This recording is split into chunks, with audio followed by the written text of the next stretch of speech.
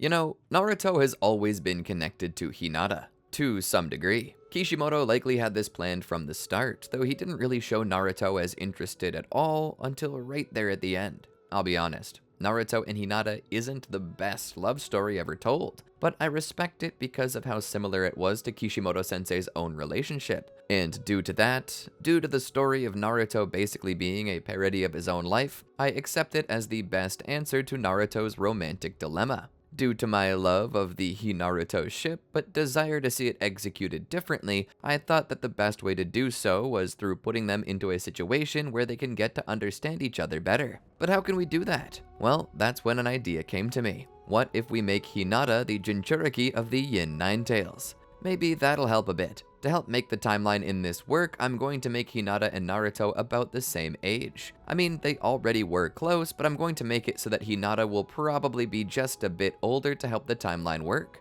So without further ado, let's get down to brass tacks. But before I forget, let me say welcome to the Amagi. Only about 25% of our viewers are subscribed. Subscriptions are free and easy, a simple click of the button. It's an easy thing for you, but truly means the world to us. Not only will it help us bring you more content, but it'll help you stay up to date with our videos as they release. Win-win, right?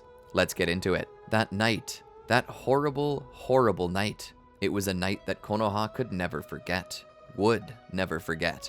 Already plans were established to build a monument to the fallen. The night that the nine-tailed fox appeared. Rampaging through the village, it nearly killed everyone. If not for the brave acts and sacrifices of the many shinobi who, despite how outmatched they were, continued to push the beast back, all would have been lost. It was an unlucky thing that the Nine-Tails randomly turned to the side to attack the Hyuga clan compound.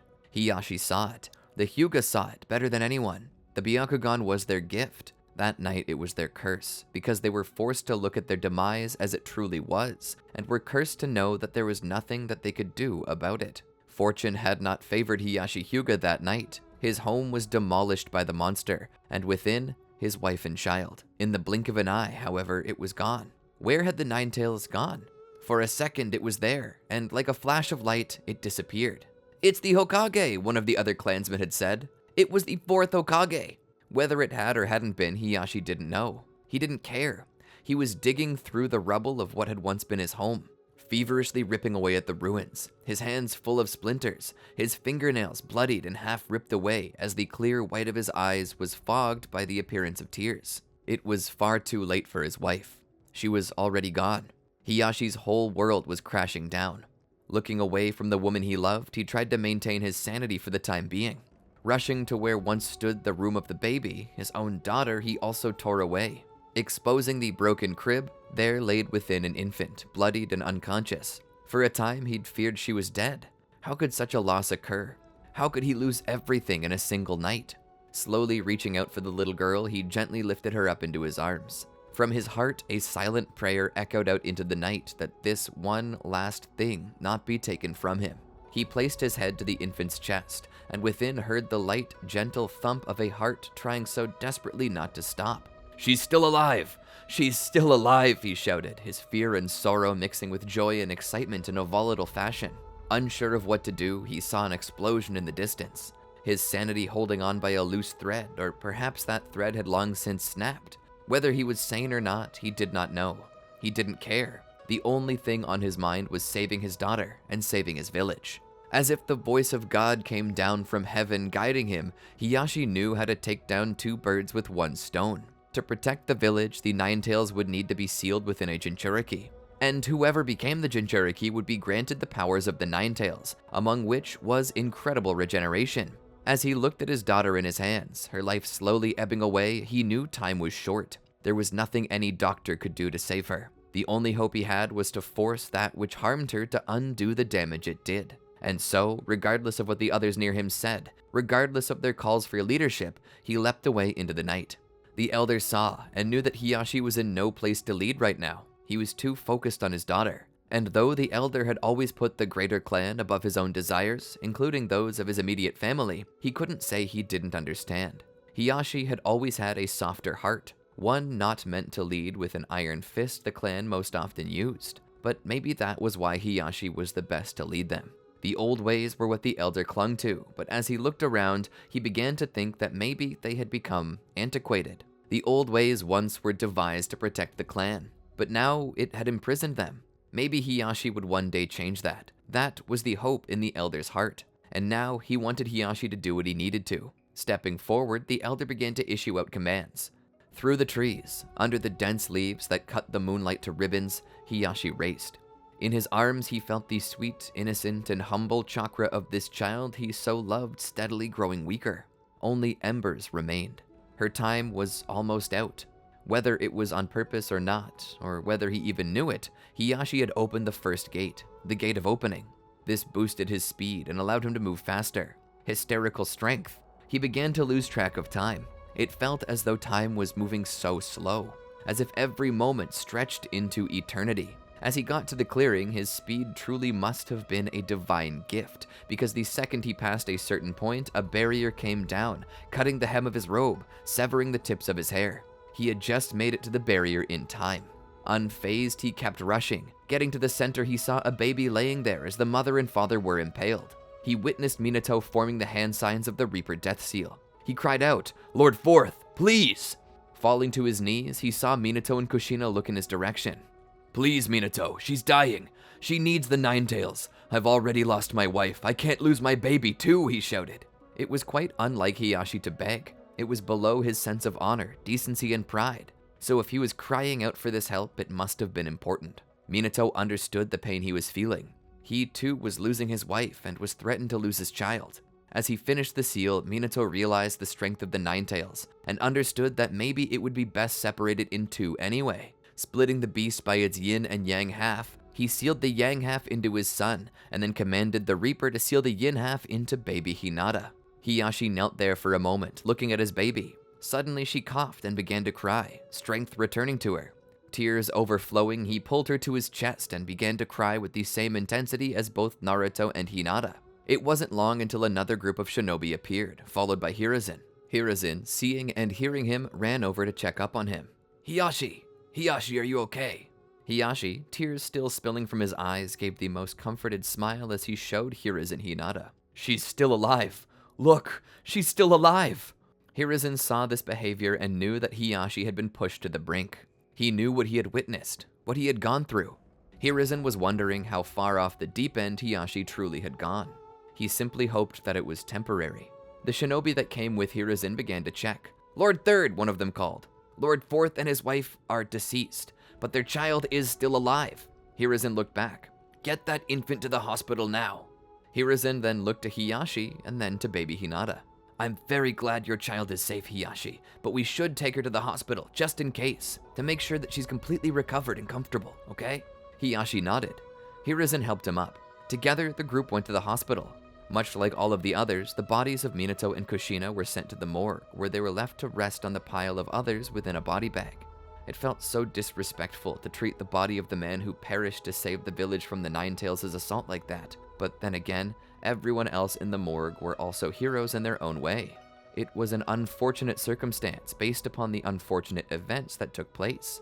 But as Hiruzen saw their bodies laying there, he could not help but regret this, that he felt was disrespectful to their memory.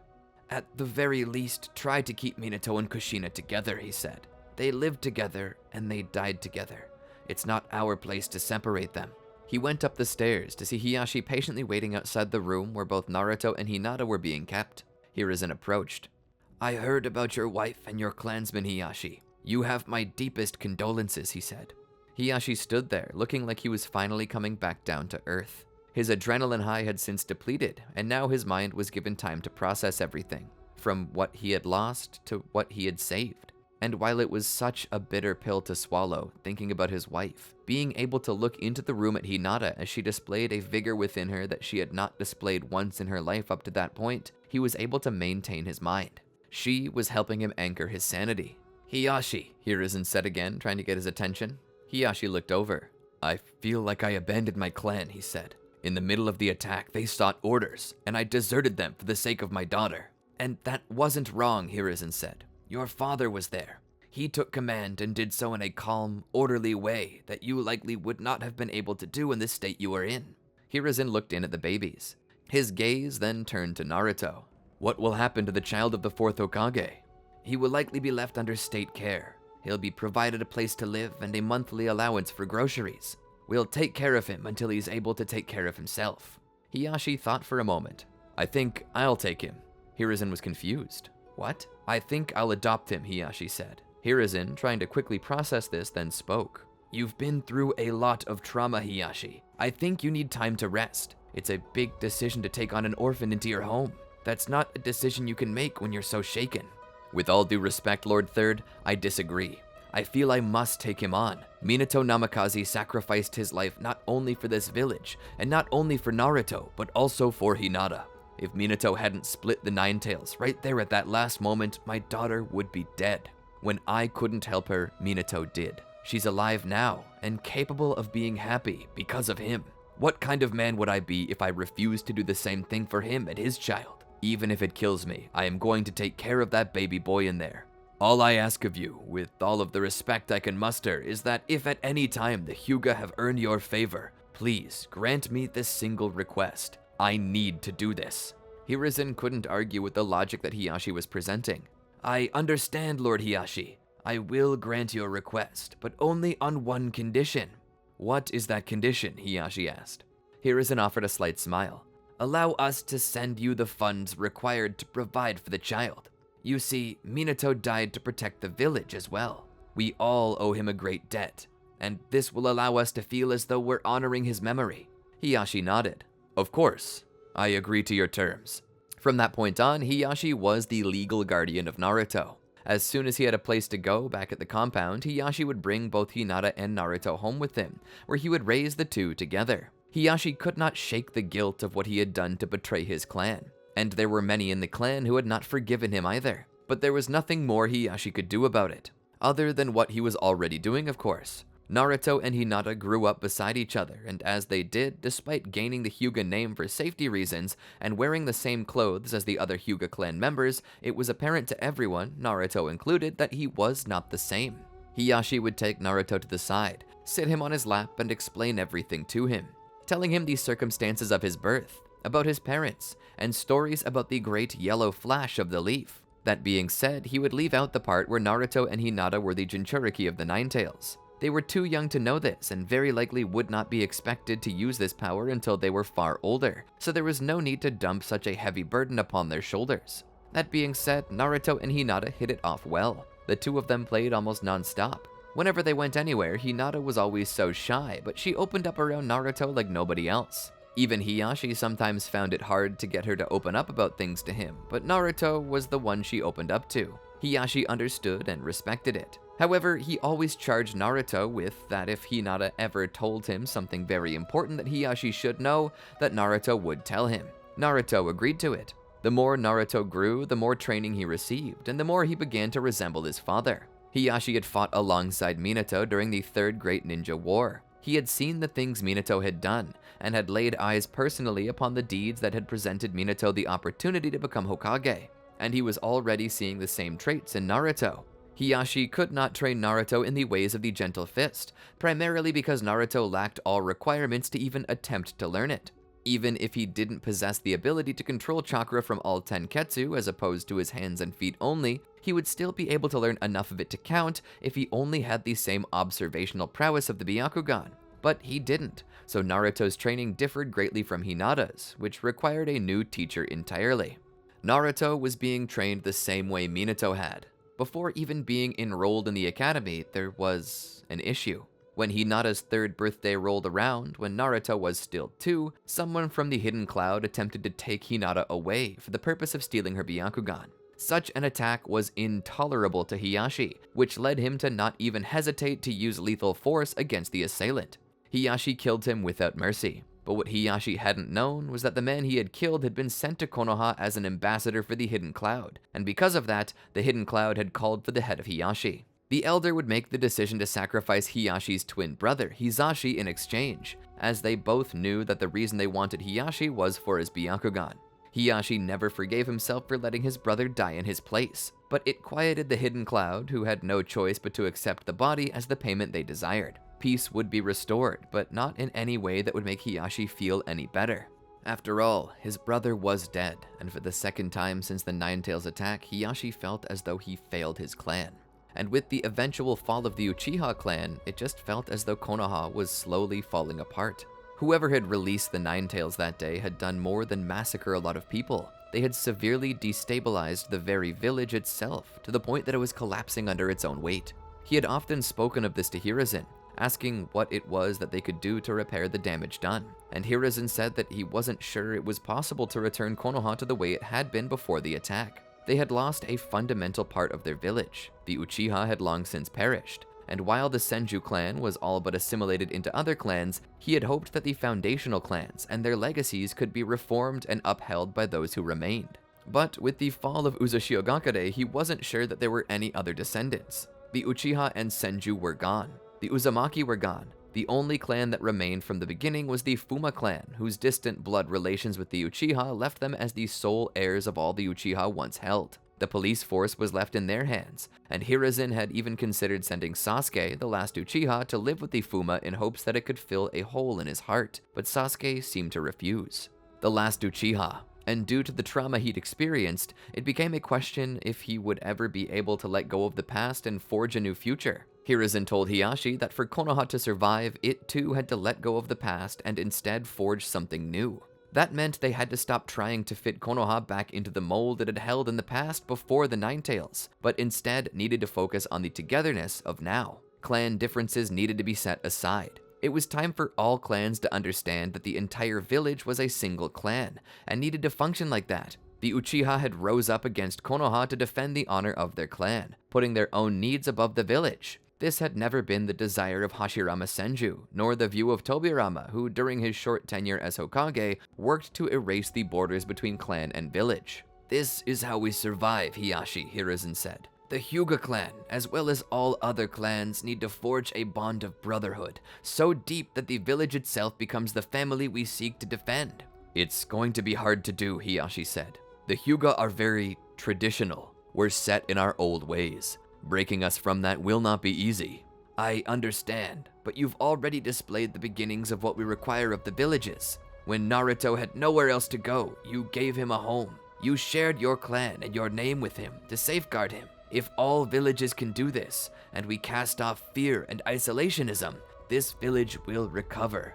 More so, it will soar to new heights that never before had it reached. We'll be far closer to the views that brought Madara and Hashirama together." Naruto and Hinata had begun to attend school during these years. Naruto's potential was very high due to his own genetics. Minato Namikaze possessed a large chakra well, but it was Kushina who surpassed him. Her chakra was so powerful that it outclassed almost everyone in the village. That was the gift of the Uzumaki, and somehow Naruto appeared to possess more chakra than even she. The differences between Minato's clan and Kushina's clan had created a form of hybrid vigor in Naruto that saw him possessing higher than average strength and speed from his mother and high potential from his father. He possessed a high IQ for battle and imagination, even if his actions were clown-like and his grades somewhat subpar. Hiruzen knew that this was the goal of the newest project he was launching, to get the village's clans to open up to each other, to stop breeding only within their own clan and to instead spread out and turn Konoha into the melting pot of the world, where everyone had the potential to do anything. As Naruto studied, Hinata wasn't far behind. She was nervous, shy, and timid in the presence of other kids, but that was okay. Naruto was there to keep her company. Together, the two of them learned, and eventually they would graduate from the academy together, becoming genin themselves. They would be paired up together with Kiba and Akamaru, and the three, technically four counting the puppy, would then be placed under Kurenai as their jonin. When the three of them encountered Kurenai for the first time, they had no idea what to expect. At least, Naruto didn't, and Hinata herself was quite nervous about it. Kiba didn't seem to care either way, and was just looking forward to starting his shinobi career in earnest. But as soon as Kurenai met them, the opinions of the group had changed. Kurenai's kindness made them believe that everything was going to work out just fine, with Kiba being certain that she would help him excel further than any other jonin he could imagine. For some time, they did what they normally would, which was train under their master as well as complete small missions, like finding a cat or helping an older farmer plow their land after accidentally throwing out their back. But this felt like a waste to Naruto. He felt he had so much skill and wanted to be able to use it. But the result of his desires, especially when he hopscotched over Kurenai to let Hiruzen know, was a mission of a higher difficulty for them. That mission involved the group being sent to a strange, abandoned settlement that existed beyond Konoha. It was said that this ghost town was once a rest stop between Kusagakure and Konoha, where merchants would stop and peddle some goods. But at some point in time, the village was abandoned, and the people there all disappeared. Now, the few who are brave enough to investigate never seem to return. Hiruzen charges Team 7 with discovering the secrets of this place and learning everything they can about it in hopes that they might solve the mystery of what happened to the village. So they set off. Kurenai is quite upset at Naruto for jumping over her with the Hokage, and is sure to give him an earful on their way. Hinata, however, is nervous. Do you suppose the place is really cursed? She asked. Don't be silly, Hinata. A ghost town is just a ghost town. Just because nobody lives there doesn't mean any spirits have taken up refuge, Kiba said. But how do you explain all the missing people reported there, she asks. Kiba scoffs. From what I heard, those are just rumors. Doesn't mean anything has actually happened there. Pulling into the village, it's as empty and barren as described. I gotta admit, Kiba said, it's got a creepy vibe.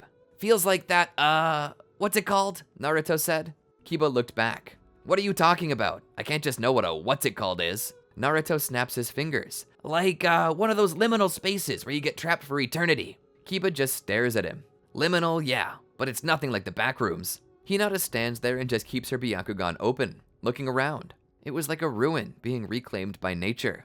Buildings were falling apart, and the remains were slowly being covered up in moss, weeds, and vines. First things first, Kurenai said. We need to set up camp. Kiba, gather some firewood. Naruto, you find us some fresh water to drink. Map says there should be a river near here. Hinata, you stay with me and help me set up the tents.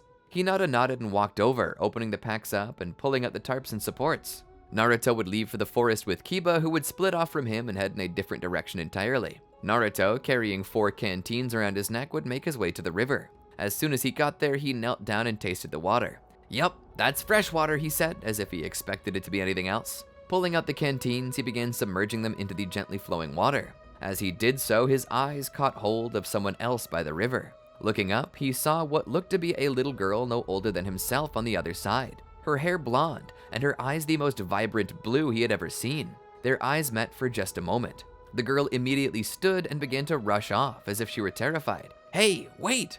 Naruto ran after her through the river. He chased her into the forest. Wait, I just want to talk to you, he shouted. But she kept running. She turned around a rather large tree. Naruto was around the tree in a second, but upon getting to the other side, he saw nobody. Huh? How is that possible? Where did she go? He looked around and then looked up into the upper branches, but there was no trace of the girl. Naruto would return to base camp, where he would bring the canteens full of water to Kurenai and proceed to tell her about everything that had happened. There was this girl, Naruto said. Her hair was blonde, her eyes were blue, and she had the most beautiful eyes I'd ever seen. He said this with a bit of a flushed face and an awkward smile. I chased her into the woods, hoping she could tell us more about the place, but she disappeared. That's quite peculiar, Kurenai said. She looked around and saw that the sun was starting to set. Sadly, I don't think we have enough time to search for her tonight. The sun is almost down, and it's not a good idea to go into the woods after dark. Visibility is too low. Best case scenario is that you get lost and have to wait for the sun to rise. Worst case, a nocturnal predator eats you. I'd prefer neither to happen to my new students, so we'll call it a night and we'll set out tomorrow. Kiba, Akamaru, Naruto, you 3 share one tent. Hinata and I will share the other. We'll have a quick meal and then head to sleep. So after a quick meal and a little time around the campfire, they all headed to bed. As the night wore on, everyone was asleep until something startled Akamaru awake. The little dog began barking in the darkness. This woke up Kiba and Naruto, who looked over confused. Can't you just hit the quiet button on that thing or something? Naruto asked. He's a dog, not a cell phone, Kiba said. He senses something. What do you think it could be? Naruto asked, a bit of color draining from his face. I don't know, but whatever it is, it can't be good. Naruto, grabbing his kunai, stepped out of the tent with Kiba and his ninken. Shining their flashlights around, they saw nothing of note. The wind began to blow, and for a second they could have sworn they heard voices carried upon it. We're getting paranoid, Naruto said. Kiba would nod. It was then that the batteries died in their flashlight. Leave it to Kiba to bring a flashlight with dead batteries, Naruto said. These batteries aren't dead, I just changed them earlier. Fresh pack. Then you need to get your money back. Whoever sold you those things ripped you off. In the darkness, Kiba thought he saw something. A shadow. What was that? Kiba asked. Naruto looked around. I don't see anything. It was there, I tell you. Something's watching us. At about that time, the other tent's door unzipped and Kurenai and Hinata came out. What's with all the shouting? We're supposed to be asleep, Kurenai said. Hinata, use your Byakugan. Are we alone in these woods? Kiba demanded. Hinata awakened her Byakugan and began to observe the area around them. I don't see anyone. Why? See, I told you, Naruto said. I saw something. I'm not joking, Kiba said. Even Akamaru knew something was around. I think paranoia is getting the better of us, Kurenai said. Wait, Hinata said. I see something in the distance. I can't make it out though. Suddenly from the forest shot a multitude of shadows. They began to surround the team, like a vortex of darkness. Within the vortex, they saw pained faces. Help us, the shadows cried from the ether. The team screamed out in terror. Kurenai, believing that someone had cast genjutsu on them, attempted to dispel it, but nothing happened. This was no illusion. This was real. Get back in the tents, Kurenai demanded. The four of them entered the tents and closed them up.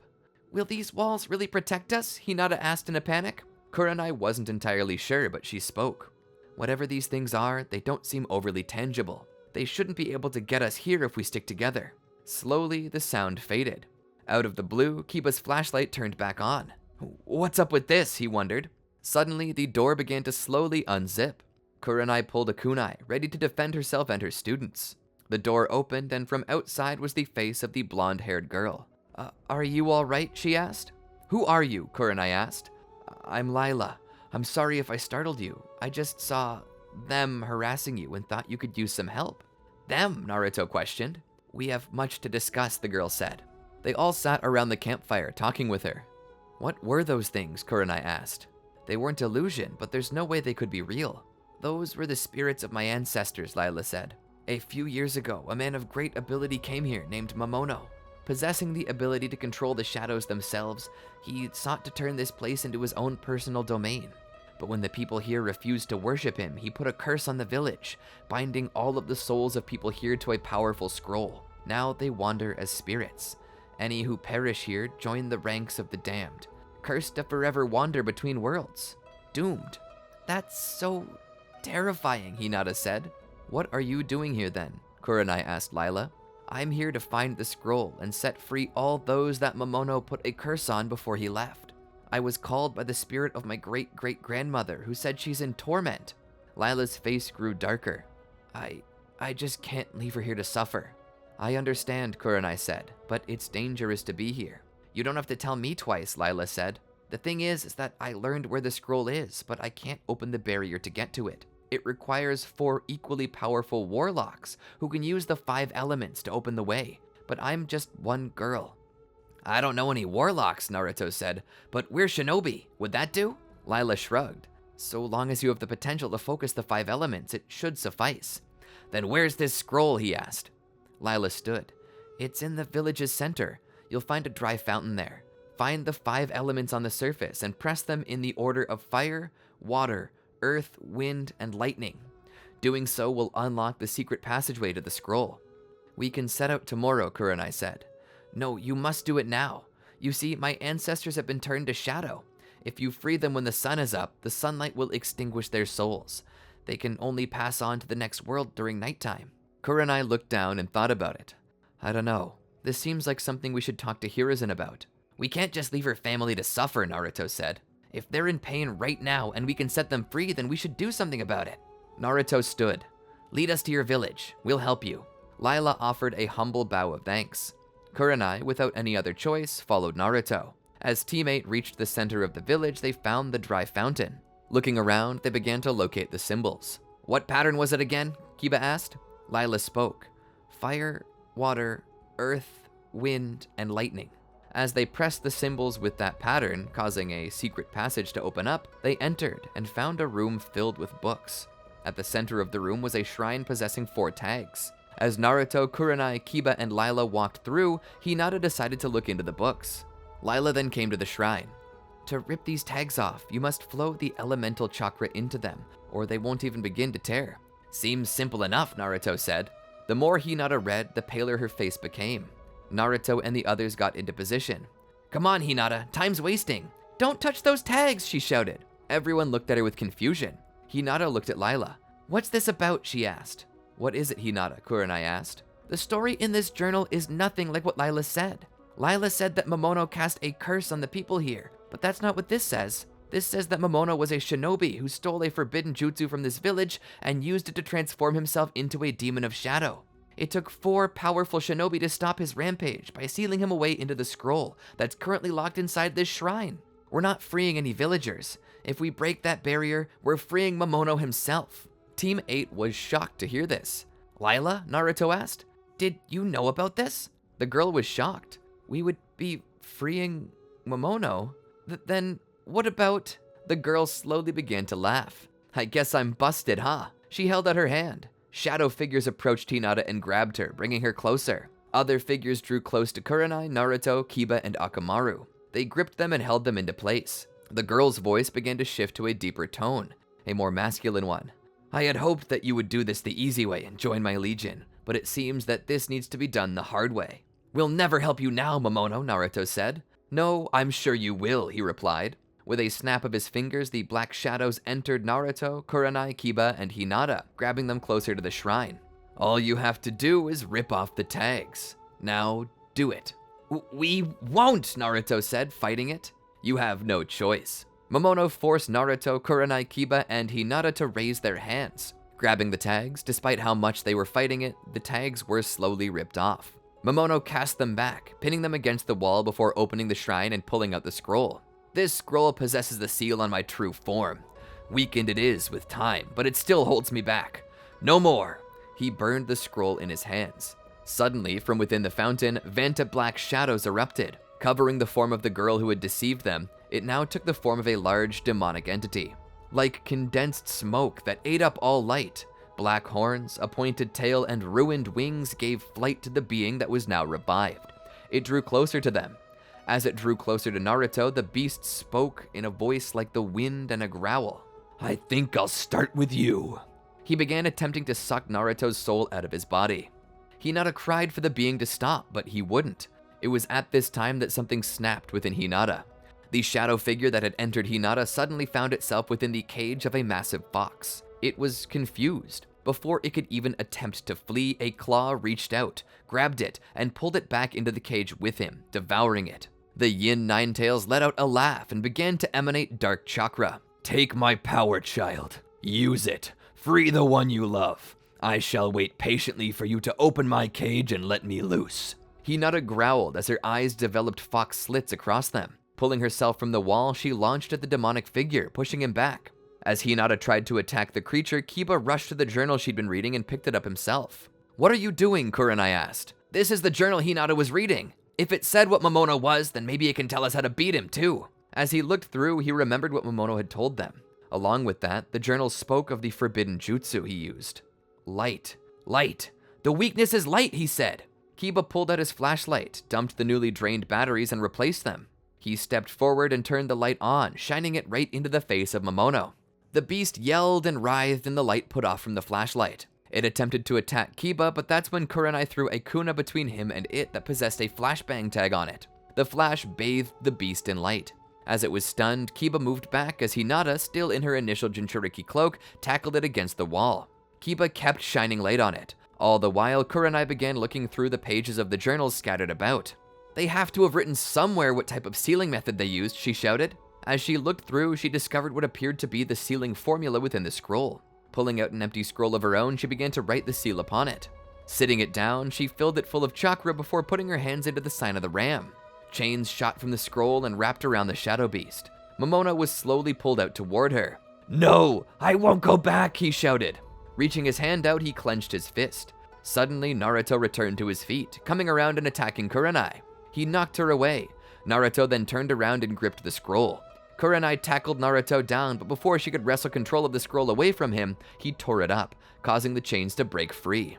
Momono laughed at his victory before rocketing out of the fountain and into the sky. He laughed malevolently. I'm free! I'm finally free! He shouted. He was so intoxicated by this freedom that he had yet to notice the sun rising over the horizon.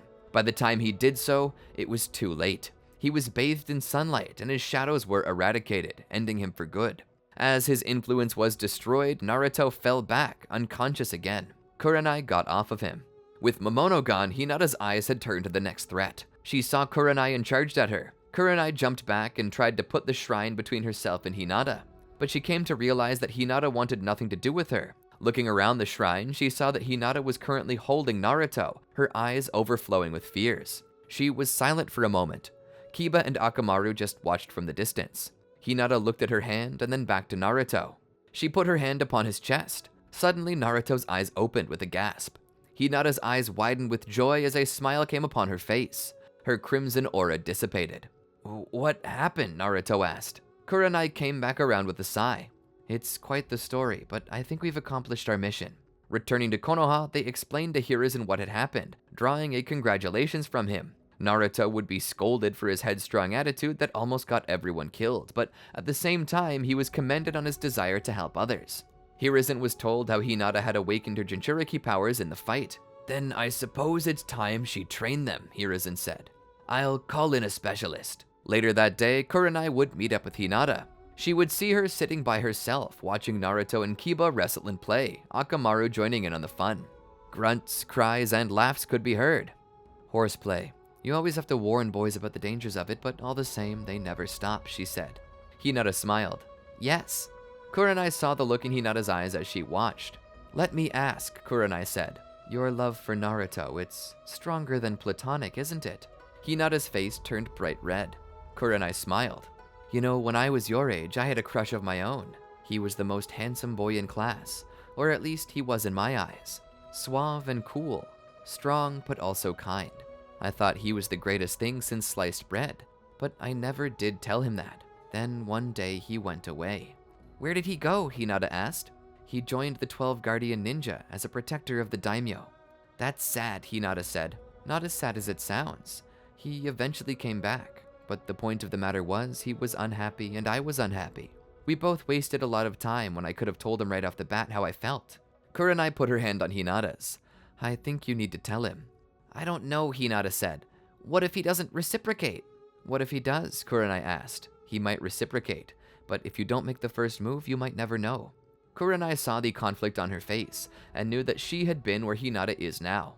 "It's okay, Hinata. You can do whatever you feel is right. This is simply advice from one girl to another. I wish I had told the one I care about sooner, and I didn't. I simply don't want you making the same mistake or feeling the same regret. But then again, it's not my place. If you ever need advice, you know where to find it." Hinata smiled. "Thank you, Kurenai-sensei. I appreciate it." Kurenai stood and walked off. As Hinata stood there, she felt her heart pounding. "I can't tell him," she said. "I can't tell him. Not yet. I will tell him, but not now."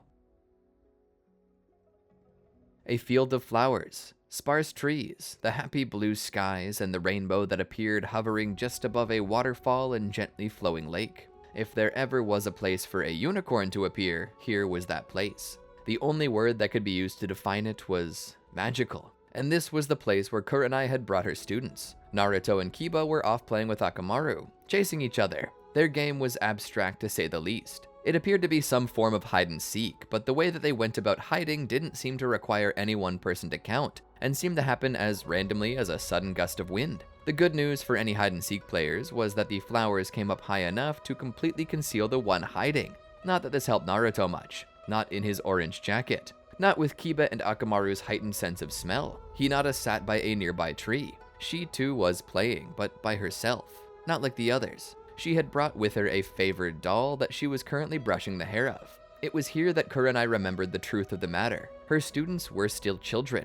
As capable as anyone else, they were still kids who liked to do things that kids did. And why shouldn't they? Why shouldn't anyone? Though she never told anyone, she too still liked dolls. Even though she was reaching her 30s, she still played with toys in her off time.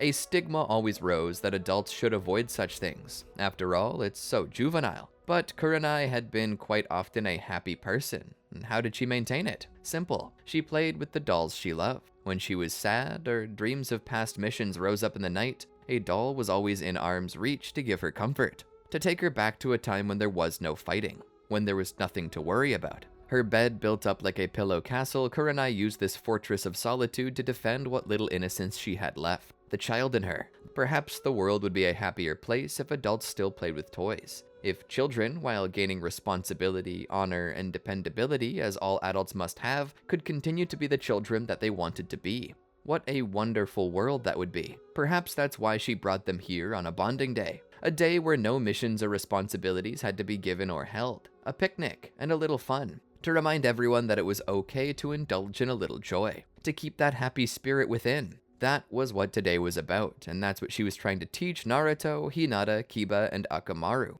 As Kurenai sat there, she let off a sigh. "Wasn't that lunch delicious, Hinata?" Hinata smiled. "Oh yes, it was," she said. As Kurenai sat there under the tree, she let the ambient sounds wash over her and restore comfort. This was the perfect nap location, and maybe if she could trust everyone else, she might do just that. She didn't get too far into her nap though when Naruto and Kiba walked up. "Hey Kurenai-sensei!" Peeking out from under one eyelid, she responded, "What is it, Naruto?" "There's a lake just over that hill. Me and Kiba wanted to know if we could go swimming." Kurenai sighed with a smile. "Sure." Standing up, she spoke. "Hinata, will you help me gather the blanket?"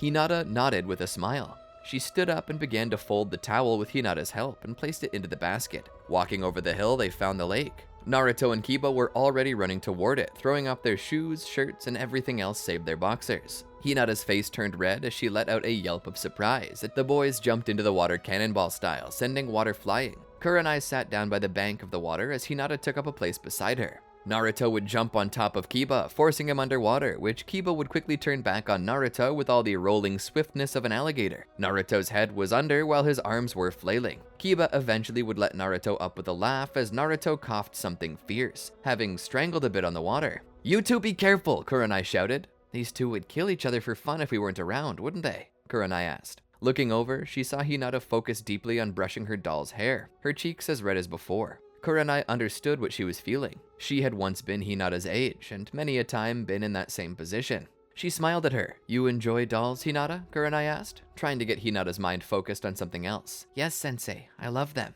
"Is that one your favorite?" Kurenai asked. "How could I choose between them?" Hinata asked with a smile. Kurenai let off a laugh. "I understand the feeling. I can't choose between mine either." "You collect dolls too?" Hinata asked. Kurenai nodded. "Ever since I was a child. Dolls are my happy place. Not many people know about them though." "Can I see one day?" Hinata asked. "Sure. Maybe later when we're going home we can stop by my place and I can introduce you to them." It was at about this time that another appeared. A tall man with jet black hair, a chin-strap beard, and a bad habit lodged between his teeth, smoldering, nicotine entering his system with every drag of its smoke. "Hey, Kurenai," the man spoke. Hinata recognized this man as Asuma Sarutobi, the son of Hiruzen. Oftentimes, whenever Hiruzen couldn't attend a meeting or party, he would send Asuma as his substitute. "Hey, Hinata," Asuma said. "It's been some time since we've seen each other. You've grown quite a bit. That adorable little girl is finally becoming the woman her father always knew she could be," he said with a smile. Hinata smiled back at this compliment. "It's so nice to see you, Lord Sarutobi." "Just call me Asuma," he said. He looked at Kurenai. "You ready to go?" "Go?" Kurenai asked. "Yeah, we were supposed to catch a movie together. Don't tell me you forgot." Kurenai looked away in shame. Actually, Asuma let out a sigh that evolved into a groan. "I was looking forward to it though." "I'm sorry, Asuma. I wish I could, but I have a responsibility to my students. I can't just ditch them." Asuma nodded and understood. "Unless, of course, you're fine with me bringing them too, then I would be able to go." Asuma shrugged. "I'm fine with that. I'd just like to spend time with you." Kurenai smiled. "You're so desperate, aren't you?" Asuma smirked as he knelt down. "What can I say? I'm high maintenance. I might die if you don't shower me with attention." Their lips touched ever so slightly. "All right, we can go." She then called out, "Naruto, Kiba, come to the shore. We're heading to the movies. Asuma's treat." Asuma's eyes widened. "They're your students, aren't they?" Kurenai looked up at him with a sly smirk. "Yes, but this is your idea." Asuma groaned again.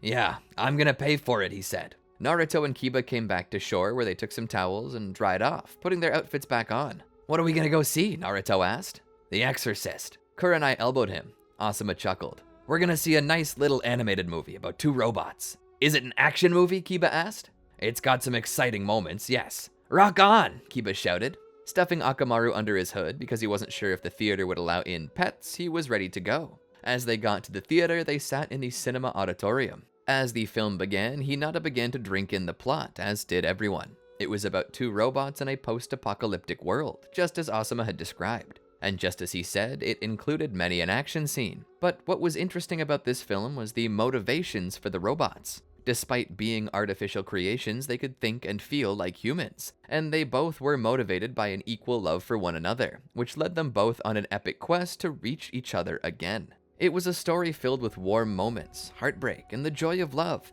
especially when one of the robots, wounded, seemed like it might shut down forever. But thanks to the other robot sharing half of its power core, the wounded one came back to life. Hinata cried during this scene, and who could blame her? Half the auditorium was in tears. Hinata looked to the right to see Kurenai leaning on Asuma's shoulder. Every so often, they would sneak a silent kiss, especially during the scenes involving the two robots' love. Looking back to her left, Hinata spotted Naruto, whose eyes lit up every time he saw a laser fired from the robot's weapons. Hinata also wanted to lay her head on his shoulder, just as Kurenai and Asuma did, but she wasn't sure of his reaction. Would he understand? Would he care? She, at the very least, wanted to reach out and grasp his hand, but she couldn't. Every time she mustered the courage to try, it went back into the bucket for another handful of popcorn. As the film came to an end, the five of them went out to eat, where they each had a wonderful meal until the sun set. As they all began to make their way home, Naruto stopped and asked if Hinata were coming, but Hinata said she would catch up with him later, and that she was going to Kurenai's home to check out her doll collection. Naruto would proceed to walk off with Kiba. Walking along with Kurenai and Asuma, she was led home to the apartment of Kurenai. Asuma made his way to the couch, where he laid out on it and lit up another cigarette. Kurenai would welcome Hinata in and speak. "My doll collection's in my room." Leading her back, she would show her. Hinata's eyes widened with a certain brightness as she witnessed the various different dolls from different ages. Some were very old, dating all the way back to the era of the Warring States period. "This one is my favorite," Kurenai said as she picked it up. "This doll was given to me by Lady Biwako. It was her personal favorite doll during her time. This was actually a gift to her from the first Hokage after she got the crap scared out of her by Madara." Kurenai let out a bit of a laugh. "Funny story. Madara was only trying to help her up when she tripped, but his demeanor looked like Satan himself coming to take her soul, which caused her to cry. I honestly feel bad for Madara in that moment. Hashirama, though, he knew it upset Lady Biwako and gave her this doll. This was special to her, and when Asuma and I began to get serious, she learned of my love for dolls and gave this to me as a gift." Kurenai's demeanor grew a bit grimmer. "I miss her so much." She picked the doll up and gave it a nice squeeze in her arms. "I promised Miss Biwako that I would give this doll to mine and Asuma's daughter should we ever be blessed with one. I want something from that wonderful woman to be passed down to the next generation. She deserves that much." Hinata gave a solemn smile of understanding. "Miss Kurenai, can I ask a question?" "What is it, Hinata?" Hinata took a moment to formulate a response. "I love Naruto." Kurenai nodded. "I know you do. It's getting hard not to tell him. I get scared he'll reject it. But the thought of never being able to tell him, of never taking the chance, it's killing my heart. I can't take it anymore." "That's good, Hinata. Your heart is urging you to jump on something. Go for it. Follow your heart." "But I'm scared," Hinata said. "I don't know how to tell him or what to do." Kurenai nodded. "I understand." She took a deep breath. "I was in the exact same position as you when I first started chasing Asuma." "What did you do?" Hinata asked. "I decided to take him out for some fun. We had a great time together. And then, as the night came to an end, I explained to him in a calm manner that I deeply cared for him, and that my love for him extended past platonic. I wanted to consider a future with him." "What was his reaction?" Hinata asked. "He accepted it." Hinata seemed nervous, trembling even. The thought of expressing something so deep, so dangerous to the one she cared most about set off every single one of those alarms within Hinata that screamed, "I'm a shy person." Kurenai understood this too. This was just how Kurenai reacted at that time. Looking down, Kurenai spoke. "Hinata, I want to give you something." Hinata looked up. "What is it?" Kurenai handed over the doll. "This doll was given to me by Lady Biwako, but I want you to hang on to it for a while. It gave me comfort when I was nervous about starting my relationship with Asuma, and I know it'll give you the same." "I can't take that," Hinata said. "It's too precious. What if I mess up and lose it, or something happens? I'm not responsible enough for something so valuable." Kurenai spoke. "The fact that you tell me this from the start tells me that you are." She put the doll into Hinata's arms. "Hinata, I care about you a lot. This doll, I'm giving it to you because I see you like a daughter. You mean so much to me. I want you to have this doll because you need it. Biwako gave it to me as a comfort back when she was my mentor, and now I give it to you as a comfort. The tradition remains alive. This doll is yours now." Hinata was moved to tears. "Sensei, Kurenai, this means the whole world to me." Kurenai smiled. "I know." Hinata looked down at the doll she brought with her. "I want you to hold on to this doll for me," she said. "This doll was the last gift I ever received from my mother before she died." Kurenai was shocked. "Hinata, you can't give me this." Hinata shook her head. "Kurenai, you're the closest thing to a mother I've ever had. I want you to hold on to it for me because I care about you." Kurenai herself was about to cry. She smiled. "I will, Hinata. I'll put her in a place of honor, and if ever, at any time you desire her back, say the word and I'll return her. The fact you would even let me hold on to a gift so precious is plenty enough to tell me how much you care. So promise me this, if you ever miss her, that you'll tell me. I will, if you promise me the same about this doll, she said, referring to the one in her arms. Kurenai smiled. I will. Giving each other a hug, Hinata stood and spoke. I think I'll head out now. I'm sure my father's missing me. Kurenai smiled. Have a safe trip, Hinata, and remember what I said. Hinata nodded. She left Kurenai's apartment and began to make her way home. As she walked down the street, she continued to think about what Kurenai had said, about everything she had experienced that day. As she laid in bed, looking up at the bright white moon, that celestial body that stood sentinel for her, the white orb like the Byakugan of her ancestors staring down upon her, she found sleep a hard thing to come by, as the dreams of her heart fled from her. Hinata would wake up the next day and sit at the table, eating her breakfast. Nearby was Naruto, scarfing it down as Hiyashi waited not far from them, reading the newspaper. Today was a weekend. It was Saturday, and that meant that they had the day off to do as they pleased. Today was a perfect day. So, Naruto, do you have any plans today? Hinata asked. Naruto shook his head. No, I don't. I was probably just gonna stay in and watch the anime block all night long. I gotta know how they beat Cell. Hinata smiled. I was actually wondering if you'd consider going out on the town with me today. Maybe to the arcade or something. I promise you'll be home before your show. Naruto thought about it. Sure. Should I call up Kiba and Akamaru? Hinata shook her head vigorously. No, I mean, I love Kiba and Akamaru, but I was thinking it could just be you and me. Hiyashi's eyes began to peer over the paper at the two of them. Why just us? Naruto asked. Perhaps it's because Hinata wants to spend time with you, personally, Hiyashi said, bringing a blush to Hinata's face. Naruto looked over. Is that true, Hinata? Hinata nodded. Yeah, I just wanted to have fun with just us. I hope that's okay. Naruto smiled. Of course. I can spend time with Kiba anytime. Hinata's expression lit up into a bright smile. Great, I'll go get my shoes. Excited as ever, she ran to her room to get her shoes. She grabbed out of an old mason jar all of her allowance and fit it into her pocket. If ever there was something worthy to spend it on, Naruto was that thing. And so, the two of them raced out of the compound toward Konoha. So, what did you have in mind, Hinata? Naruto asked. I was thinking that we could go to the arcade. Kurenai told me about this really old game that she and Asuma loved to play when they were younger, called Galaga. I wanted to try it out. Naruto smiled. Awesome. As they made their way to the arcade, Hinata traded in some of her cash for tokens. No way, Naruto said as he stood there, looking at the machine. What is it? Hinata asked. Look at the scores, Naruto said. The two highest scores read KUR and ASU. Naruto assumed that this stood for Kurenai and Asuma. Both of them hit 999,990 on the high score. What does that mean? Hinata asked. It means they maxed out the integers. I can guarantee that their scores vastly surpassed that number. Galaga just lost track. For all we know, they made it to the kill screen. They did, the old man said, who stood at the counter. I remember. There was a whole party.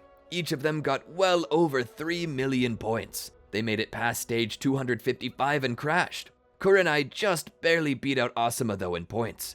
If you look on the side, you'll see what I mean. Naruto and Hinata looked to the side and saw an engraved plate on the machine that had said the true high score of the winner. Kurenai, 3,243,940 points. That's the true high score. I even put out a bounty on anyone who could beat that number. Asuma tried for quite some time, but he was always short by about 50,000. I'll never forget that day, he said with a smile. It's moments like those that make opening an arcade worth it. Naruto just had to try it. They set up a 2-player game and began to go. Their highest scores were nowhere near Kurenai or Asuma's. The highest they got was 50,000. Okay, so we suck, Naruto said with a giggle. Hinata giggled as well. There are plenty of other games we could try, she said. And so they wandered around the arcade for quite some time, playing with each other, playing racing games, shooting games, and having the time of their life. But eventually, they ran out of tokens. And so they left the arcade. They hadn't really known how long they were there, but now the sun was beginning to lower towards the horizon. Making their way to Ichiraku Ramen, they ordered some of the house special that day.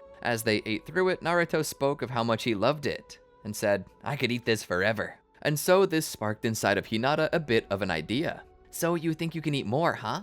Naruto was confused. Hinata raised her hand. Get me another bowl, please. Naruto, understanding what she meant, asked for another bowl of his own. They ate through this as well. Naruto let off a burp. Hinata smiled at him in a snarky fashion. Are you getting full yet? She raised her hand again. Another bowl, Mr. Teuchi. The cook brought out 2 more bowls. Where are you kids putting this stuff? In our gullet, Mr. Teuchi, Hinata shouted.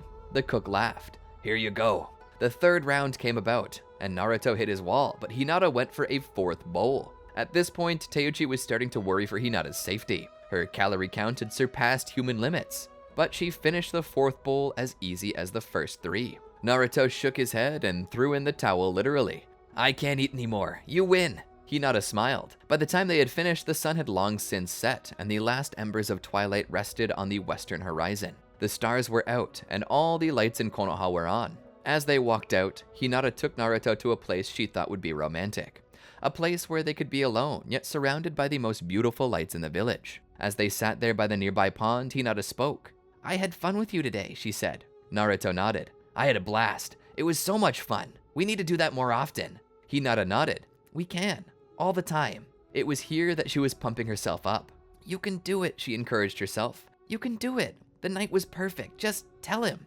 Hinata's hand slowly slid over Naruto. Naruto didn't really seem to notice at first. Then Hinata spoke. Naruto, can I tell you something? Sure. What's up? He asked. Hinata's face turned a bright red. She felt her ears burning as if they were on fire. Her solar plexus was buzzing like 1,000 butterflies in her tummy. Her heart racing, she took a deep breath and began to speak.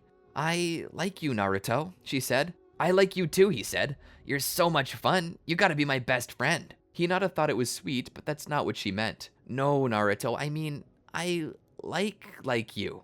Naruto seemed lost. Hinata began to explain. For as long as we've known each other, I kept a secret from you. I was nervous to tell you, but tonight was just so perfect. I feel like I have to tell you. Naruto was giving her his full attention now. She smiled. Naruto, I love you. The single brain cell in Naruto's head was trying to pull together his room temperature IQ long enough to connect the dots. You love me? As in how? As in I dream about you every night. As in I pine for you. Every day I see you is like a dagger in my heart knowing you're within arm's reach, but that you might as well be a world away. I can't help it anymore, Naruto. I need you to know how I feel. Naruto rose to his feet. What are you trying to say, Hinata? He asked. Hinata stood with him as a smile came over her lips. Naruto, I love you. So much deeper than a friend. So much more than even family. I want to give you my heart. Naruto's brow twitched as an awkward smile came over his face. This is an interesting direction for a joke, Hinata, he said. Her face grew more serious. No, Naruto, this isn't a joke.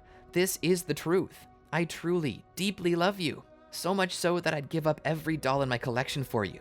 I'd even die for you, Naruto. Without you, my heart feels like it has a hole in it. Naruto's face began to show a bit of terror. Hinata then spoke. Naruto, one day I hope to be your wife. I love you.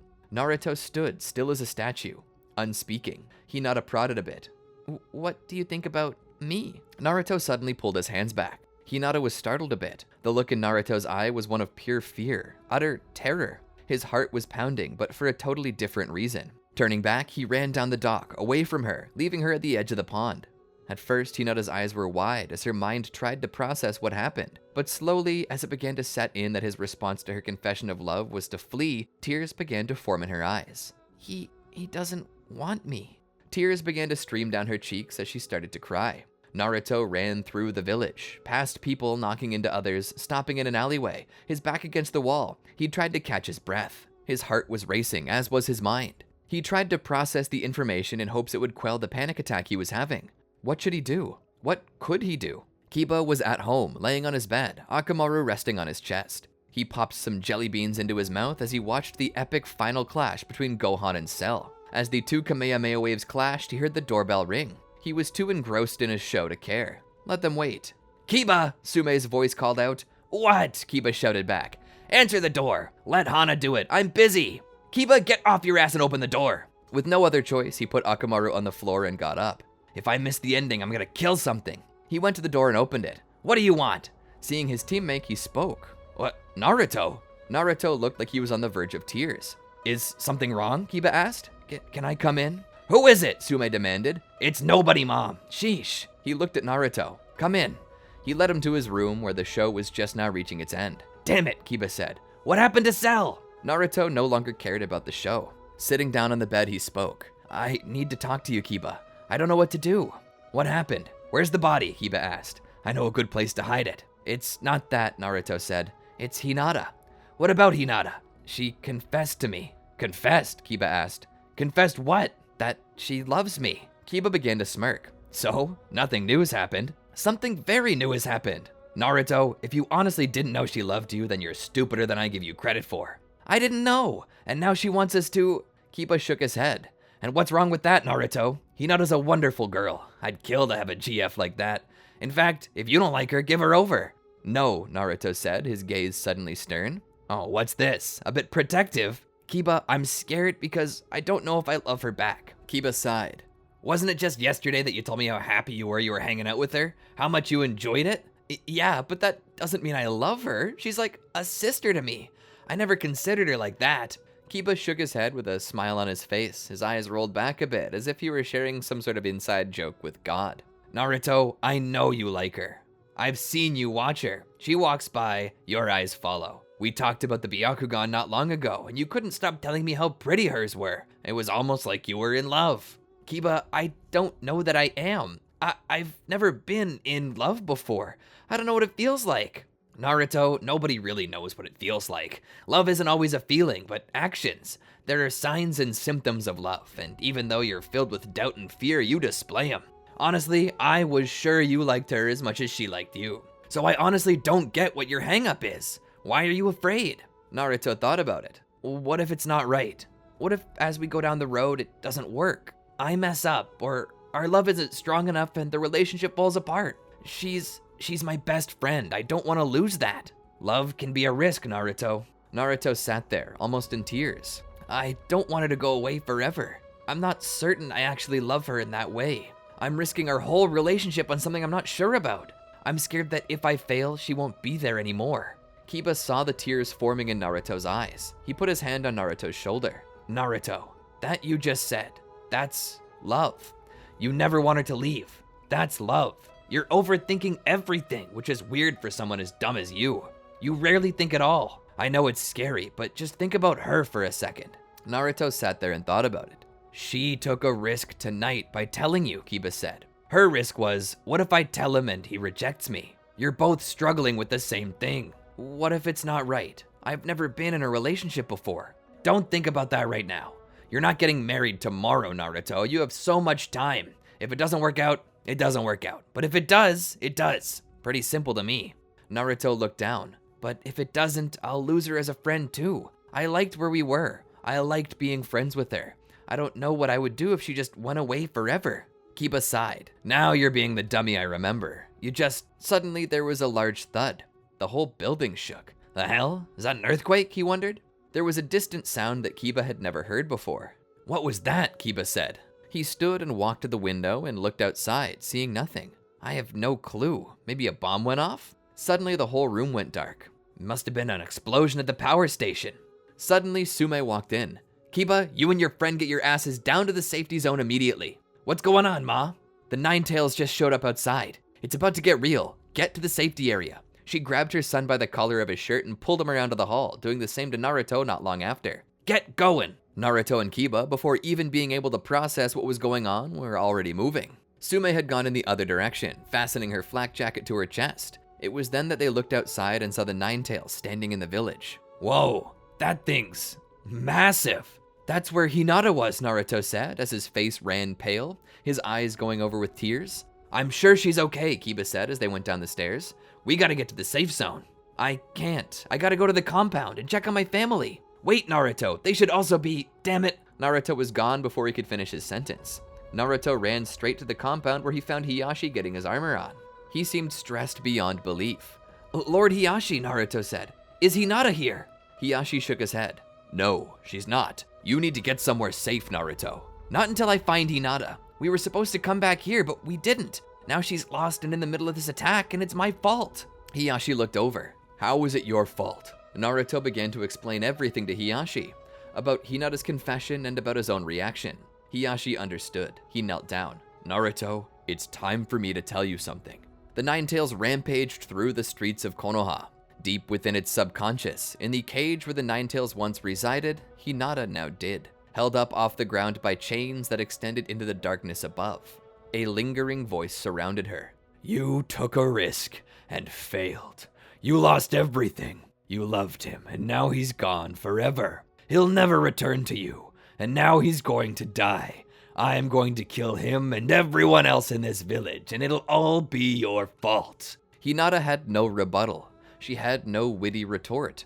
She did not or could not defend herself in this moment. Only tears could be the response. As she hung there, her tears dripped down into the reflecting pool below. Outside, shinobi were evacuating the area, waiting for Hiyashi to arrive, hoping to stop as much destruction as possible. Their only orders were to protect the village as best they could, and right now that meant keeping civilians out of harm's way. They had done a good job of that so far. Thankfully, there had been no casualties, and that was likely due to the fact that the beast had spawned in a residential area. Their response was far more organized than it had been 12 years earlier. They'd trained for such an occasion, and when the alarm went off and code 1010 was issued, they sprang into action immediately. The tailed beast was quickly identified by Hiruzen, who would issue further orders to protect Hiyashi as he got close. He was the only one who could stop it now. As the beast continued its tantrum, Hiyashi, along with a few from the Ceiling Squad, got there, locking themselves and the Nine-Tails into an impenetrable barrier. It would protect the greater village for the time being. The Nine-Tails, in its anger, came at them. That's when the greatest warriors in the Hyuga drew close and began tapping various tenketsu to lower its movement and offensive capabilities. The Ceiling team tried to hold it still. Naruto stood there in shock. That was inside of Hinata? Hiyashi nodded. One exists within you as well. He knelt down. Listen, Naruto, we can't hold the beast forever. Someone needs to wake Hinata up, and that needs to be you. What if I fail? Naruto asked. Hiyashi shook his head. You won't. Just be you, Naruto. Let Hinata know exactly how you feel. Naruto nodded. He stood there, staring down the massive beast before him, that which threatened to take away the person he cared for so much. As he did, he remembered all of the things that had happened in his past, all the fun times he had with Hinata, how all of that could go away. He then stopped. It won't go away.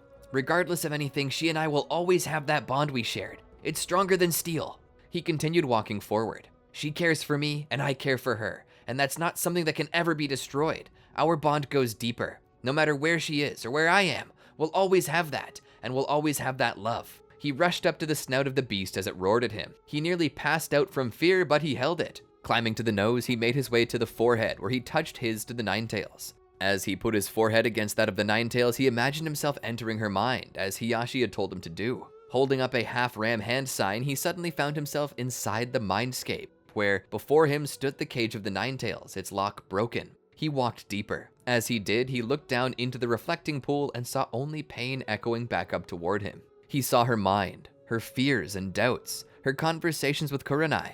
He saw them standing on the pier and talking. He saw himself run away and the sorrow that came after for Hinata, how she broke down, how she considered throwing herself into the lake. He saw her give up and knew the pain that she went through. I did that to her, he said as his heart was rent open. Honestly, Naruto was a nervous wreck. Everything that happened that day had taken its toll, and he was physically drained, mentally drained. He felt as though every moment since had caused its own lion's share of tears, and now more were rolling down his cheeks. As he entered the cage, he looked up at Hinata, suspended just barely above the water. Hinata, he said. She looked away from him. She had heard him, but wouldn't respond. She was ashamed, afraid of what she had done, how she hurt him and the others outside. Hinata, it's me. Hinata began to tear up again. I never wanted any of this to happen, she said. I couldn't help it. It just hurts so much. I don't want to lose everything. I don't want to be cast aside or abandoned. Naruto walked up to her, his throat possessing a knot rising higher and higher. He felt his emotions overflowing again, and though he had thought he had no more tears left to cry, he couldn't help it. He did. His tears fell again. I know, Hinata. I don't either. As he drew closer, he spoke. Hinata, I'm a mess. There's a lot of things I don't understand about myself. A lot of things in this world I don't understand. But when I felt like I had lost you forever, I hadn't felt such pain in my whole life. When I saw that Nine-Tails, I felt like I had lost you forever. And that pain, it almost killed me inside. Hinata continued to cry. I only ever wanted you to love me. Hinata, I do. I do love you. I get scared. Her eyes finally opened to look at him. Naruto was crying too now. I did this to you, he said. This was never what I wanted. I didn't want to hurt you or anyone else, Hinata. I care for you so much, but I'm just so weak. I lose faith in myself, in my abilities to be what you need. I'm afraid sometimes that I'm not good enough. I'm afraid that I don't love you, not because I don't, but because I don't even know what love is. All I know is that when you were gone, I wanted to die. It hurts so much. The idea of you no longer being in my life made me feel as though a part of me had died, that I'd never be the same, that I'd never be whole again. That pain was too much for me to bear. My greatest fear is that I'd hurt you, or that I can never match your passion for me. I worry about how weak I am. I'm afraid I'll hurt myself, and maybe that's selfish. But a friend told me that because I'm scared to lose you forever, it means that I do love you. That I truly do, even if I don't understand it. I don't know what our future has in store, and maybe our future is set in stone. Maybe it's all but decided. Perhaps it's our destiny to one day be married, just as you said. I don't know what our future holds, and that scares me, because I know that there are consequences to my actions and inactions, to my failures. But I know one thing. I'm here, right now, and I know that I care for you. I love you, Hinata. I never want you to go away, so please don't go away. Stay here with me. He reached up. He put his hand behind her head and pressed his lips to hers. Please don't go away, he said to her. As tears ran down her cheeks, she spoke through a whisper. I love you, Naruto. I always will. I will never leave you. And in that moment, the chains snapped. She fell into his arms. He knelt down, hugging her. And a moment later, when they opened their eyes, they were back in reality. Surrounding them was the sealing team and the Hyuga. Hiyashi smiled. Good job, you two. After this, Naruto stayed nearby as the sealing team reinforced Hinata's seal, replacing the broken one with a stronger one, something they would eventually do for Naruto as well. Thankfully, due to the quick response, nobody died, but the fear and paranoia this attack brought reawakened old scars, and planted new ones for those who had not been conscious of the previous attack. The only upside was that Konoha's citizens grew more confident in Konoha's ability to defend themselves from such an attack in the future. Kurenai was the first to see Hinata and Naruto after the attack, coming straight to the Hyuga clan compound. Hinata, are you okay? She asked. Hinata nodded. A little tired, and I've got a headache, but I think I'm okay. Kurenai let out a sigh of relief. You had me nervous. Hinata smiled. Thanks, Kurenai, for everything. What do you mean? Kurenai asked. I told Naruto how I feel, she said. And what was his response? He reciprocated. Kurenai hugged Hinata. I'm so glad. See, I told you it would work out. Almost didn't though. When he didn't reciprocate at first, I kinda crashed out and well, this happened? Kurenai asked with surprise. Man, I knew you liked him, but I didn't know your love for him was stronger than the seal keeping the Nine-Tails at bay. That's something special. Hold on to it. Hinata smiled. Naruto would eventually find Hinata again, and once again he began to apologize. I'm sorry I got scared. I just sometimes don't know how to feel, or what to feel. I've never been good at reading myself or knowing my limits. I panicked. I guess I just never wanted to hurt you. Can you forgive me? Hinata smiled. Naruto, you're my best friend. Of course I forgive you. Offering him one more kiss, Hinata let out a sigh of relief. The sun was shining down upon Konoha. It was a new day. Hinata stood and exited her room. The warm summer heat had left the air with a sticky feeling that quickly seemed to do the same to her body. Gone was the smell of flowers she so often had and replaced with the sour stench of sweat. And yet this was her favorite time of year. A mess to work in, but perfect for play. She walked into the kitchen to get herself something to eat. There she saw her father sitting by the table, reading his newspaper. What's in the news, father? She asked, her light voice somehow filled with excitement for the day. Just more reports of terrorism. Villages are suffering. People are being killed senselessly, and nobody knows why. Or if they do, they're not sharing it, he said. He sighed. I think I'm gonna skip the news today and go straight to Sudoku. At about that time, Naruto came in. He wore his standard pants, but having foregone his orange coat, he stuck to a sleeveless shirt that he proceeded to cover with his flak jacket. That's correct. Naruto was currently a Chunin. Same with the rest of his team. In fact, Naruto was well on his way to becoming a Jonin. Far from the youngest Jonin ever, the prospects of a 19-year-old becoming an elite shinobi like that proved how good Naruto had become at his job. In a village where becoming a Jonin was not even all that common, to become one at such a young age had shown that this man was every bit the legend his father had been. Hiyashi had long since told him everything. Who he was, where he came from. It was clear to Naruto that he had been adopted. There were no Hyuga with hair quite like his, and his lack of Byakugan in a clan where almost everyone had one was quite telling. He had begun to ask questions, and Hiyashi had decided it was time to answer them. With the truth about the Nine-Tails out, it seemed necessary. Since that time, Naruto had attempted to the best of his ability to train to emulate his father in every way, studying the flying Raijin, and even subjecting himself to the tutelage of Jiraiya in an effort to learn more of what his father knew. From Jiraiya, Naruto learned to form the Rasengan, the crown jewel of his father's many techniques. On top of this, he further learned Sage Mode, a technique that, while rarely used, was indeed a part of his father's arsenal. It was this attempt to learn and grow more proficient with his father's abilities that now had Naruto under consideration for the role of Jonin. This had seen him getting up every morning, even if Hinata slept in a little, as was plain to see by her nightgown she was still wearing. "I see you're finally awake," he said with a smile. "All those late-night snacks really starting to cut into your sleep time, huh?" She smiled and walked over to him. "You know me.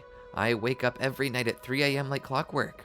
Can't go back to sleep unless I have a snack." She leaned in and gave him a kiss, causing Hiyashi to raise his newspaper higher in a failed attempt to somehow obscure the vision his Byakugan had. Naruto blushed a bit. He smiled in such a way that warmed Hinata's heart, as if he were just that little boy she had known years ago, receiving a kiss on the cheek just for being adorable by any of the many older women of the village who could see past or perhaps forget about his role as a Jinchuriki. "I'm gonna go meet with Kiba. You should consider doing something about that stankiness you're cultivating there." Hinata chuckled. "All right, I'll see you there." Naruto would leave the compound. He wandered the streets looking for Kiba when he saw him standing there. Near him was their mentor, Kurenai. She was looking rounder today than she had the last time he saw her. "Hi, Kurenai-sensei," Naruto said. She looked over and waved. "How have you been doing?" "It's been... she said as she looked down and rubbed her tummy. "Mornings are hard. But there's something special about knowing that you're bringing a new life into the world that makes everything worth it." "How's Asuma doing?" Kiba asked. "I bet he's terrified." Kurenai smiled. He puts on a mask, acts like he knows exactly what he's doing, acts like he's not nervous, but deep down he's really coming apart at the seams. "I bet Hiruzen's excited though," Kiba said. Kurenai nodded. It's been the first time since Konohamaru that he's been a grandfather. Konohamaru's excited too. Can't stop talking about basically being a big brother to her. "Her?" Naruto asked. Kurenai nodded. "It's going to be a girl. We've already settled on the name Mirai." "Mirai? Why that name?" Naruto asked. "Because before me and Asuma married, he always said that we should wait to see what the future brings. So now that the future is here, we decided to name our baby for it. Mirai. It means future." Naruto's smile widened a bit. "That's sweet." Kurenai's smile began to widen too. "Now tell me, how's it going between you and Hinata?" Naruto smirked. "We got engaged. Officially, of course. I feel like we've been engaged for years, but we've only recently gotten officially engaged. I promised her that we would marry as soon as I turn Jonin. When I get there, I get that pay increase that comes with all those special missions," he said. "I feel like it'll help us get started. We know that as members of the main branch, we'll be taken care of by the Hyuga, but I just really want to be the one responsible for my own life, you know? I want to have my own home, away from the compound, where me and Hinata can be alone. I want to be the one that pays for it." "That's very honorable, Naruto. I hope you get what you desire." As time passed, Hinata eventually showed up. "I'm glad you made it," Kurenai said. "So what's new, Kurenai-sensei?" she asked. "Why did we need to meet up specifically at this time? Shouldn't you be resting?" Kurenai sighed and nodded. "I should, but I like to get a little walking done. I still have energy I want to expend, and sitting around all day gets boring. Anyway, the reason why I wanted you all to gather is because we're supposed to have a very special mission to undertake. Something that, if accomplished with enough skill, might see Naruto finally reach his goal of becoming a Jonin." Naruto's eyes lit up. "I could become a Jonin if we finish this mission? What is it?" Kurenai smiled. "That's why we're going to see the Hokage today." And so they made their way to the Hokage's office. As soon as they opened the door, they're met with the Hokage, Hiruzen, who sits there with a grave look upon his face. He welcomes them in and introduces a guest. "Welcome, Team 8, he says. "Allow me to introduce you to our highly esteemed guest, Rasa, the 4th Kazekage." Rasa turns back to look at them, his face stern and filled with judgment. Team 8, remembering their training, offers a bow of respect in the presence of this most highly respected foreign dignitary. Rasa speaks. "What is said within these walls never leaves them. It can never be known that I asked Konoha for help in any matter whatsoever. If this vow of silence is broken, I will be forced to take action to prove mine and my nation's power against yours. Is that clear?" Rasa said. The room suddenly grew tense with severity. Naruto, being ever so eager to impress, spoke. "We understand, your honorableness." The mission we've called you here today to perform, Hiruzen said as he pulled out the file and handed it to Kurenai, is a retrieval mission. Retrieval mission? Kiba asked. What is it that we're retrieving? A person, Rasa said. Surely you've heard about the terrorism that's been occurring across many villages recently, correct? Hinata nodded. Yes, sir. I've heard about them, but the details are still a bit unknown to me. To the media in general, Naruto said. Rasa then continued. A terrorist organization has been hitting many different villages recently. What they're after, I don't know, but they just recently hit my village, and they took someone very important to us. Our Jinchuriki. Naruto understood. Kurenai passed the file to Naruto, who began to read it over. Hinata and Kiba peeking over his shoulders to read with him. Your description is of men wearing black coats with red rain clouds on them. Indeed, Rasa said. From the iconography, it almost seems like a reference to the Bloody Mist, Naruto said. We've been investigating these happenings for a while, Hiruzen said. I've even had Jiraiya on the job, searching for them. The first place he went was to Kirigakure, but even with the help of his sources, he discovered nothing pertaining to the Bloody Mist as being the culprits. So we're back to square one, Naruto said. Not entirely true, Rasa replied. One of our spies overheard the name Amagakure when they were fleeing. So that's a lead. Naruto nodded in understanding. It was then that he spoke. With all due respect, Lord Kazekage, for what reason do you need Konoha's help? Your nation is filled with very skilled shinobi. Why us? Rasa let out a sigh as he then swallowed his pride and spoke. My village is indeed filled with many great shinobi, but in recent years, Konoha's skill level has eclipsed ours. You are better funded than we are recently, as your village is preferred to ours. So as it stands, your village has more funds with which to train those with high potential. Normally, I wouldn't bother to ask another village for help, especially if my own village could handle it, but these are extraordinary circumstances, Rasa said. This Jinchuriki is special. What's so special about this Jinchuriki, Kiba asks, his dog Akamaru by his side, letting off a bark of affirmation to his question. Rasa was silent for a moment. Hiruzen spoke in Rasa's place. The Jinchuriki is Rasa's son. It then clicked. I understand, Naruto said. The retrieval of my son is of utmost importance. This is to be handled discreetly. If the mission is accomplished, you will be well rewarded for your time and effort. Then the matter will never be spoken of to anyone again. Rasa left the room. This is far more than your average mission. This is a goodwill mission, an olive branch to Sunagakure. If the mission is completed, it could result in the forging of a new bond between Suna and Konoha. Why are you asking for 3 Chunin instead of a Jonin then? Naruto asked. It's because you, Naruto, are the heir to the power and lineage of Minato Namikaze. You are among the strongest shinobi and more than ready to become a Jonin, but I continue to have my doubts about your mind.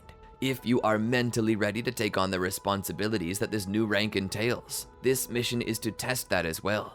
If you complete this mission in an acceptable manner, I will see to it that you are awarded the rank of Jonin. Naruto smiled and tried to quell his enthusiasm so as to remain professional. Yes, sir. Everything you will need is in that file. For this mission, Naruto, you will be in charge. Kurenai cannot go with you for obvious reasons, but I have no doubt that you will faithfully carry out the mission. You may depart when you're ready.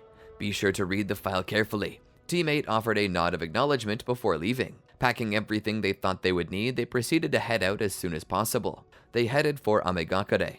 During the night, they stopped and rested, making camp. And there, Naruto continued to read the file to the other team members. According to this, it says that Amagakure is a highly militarized village and in recent years has hermitized. They don't allow visitors in and hardly allow shinobi out. Then how in the world does this terrorist organization get in and out? Hinata asked. I'm not sure, but I'm more worried about how we're supposed to get in and get out.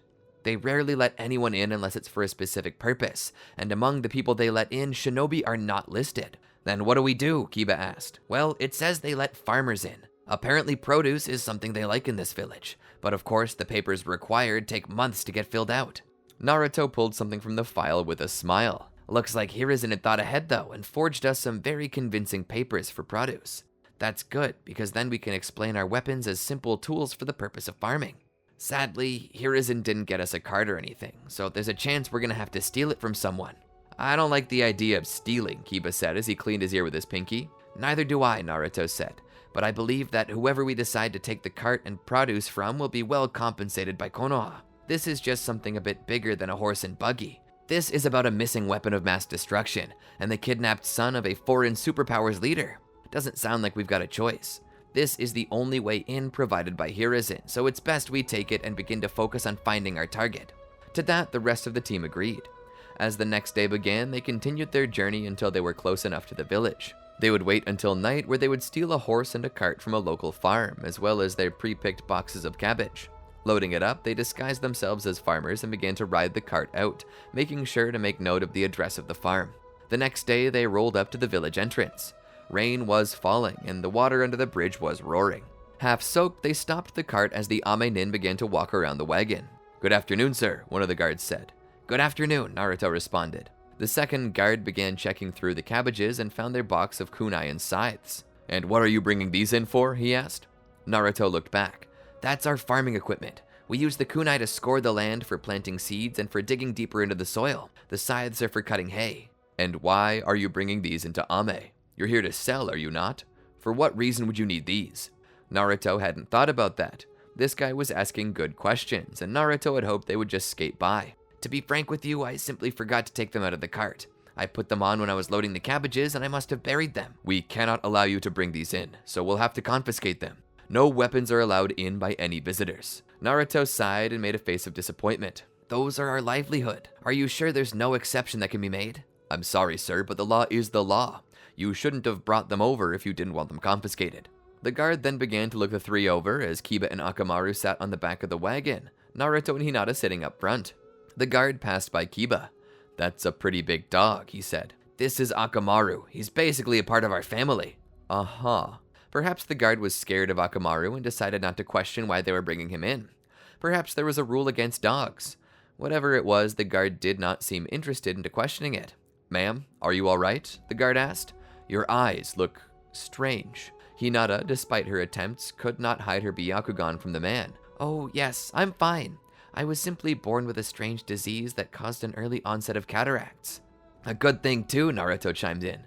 "If she could see what I actually look like, we might have not gotten married." The man was not amused. "Papers, please." Naruto fumbled around his pockets and pulled out the papers that they needed. He handed them to the man. Naruto, Hinata, and Kiba all sat there silently, tense as could be, hoping that the papers would work. The man looked them over for a moment before calling his fellow guard over. It was a good thing it was raining, as Naruto was slowly beginning to sweat. The second guard began to look at the papers. The first pointed to something on the document. The two whispered amongst themselves. Naruto spoke up. "Is there anything wrong, sirs?" The guards ignored him for a moment more, continuing their conversation. Eventually, they reached a consensus. The first guard handed back the paper. "Your cargo list says lettuce on it. This isn't lettuce, it's cabbage. One would think that a farmer would know that." Naruto realized the mistake he had made. "Sorry, sirs. I let my cousin back here fill it out for us. He's still a bit of a city slick who can't tell a beet from a radish." Kiba raised his hands into a peace sign to help sell the story. The guards seemed suspicious. "This is the most suspicious cargo check we've had in some time here." "I'm sorry, sirs. This is just our first time selling here. We're not the most educated. Just trying to make a living, you know?"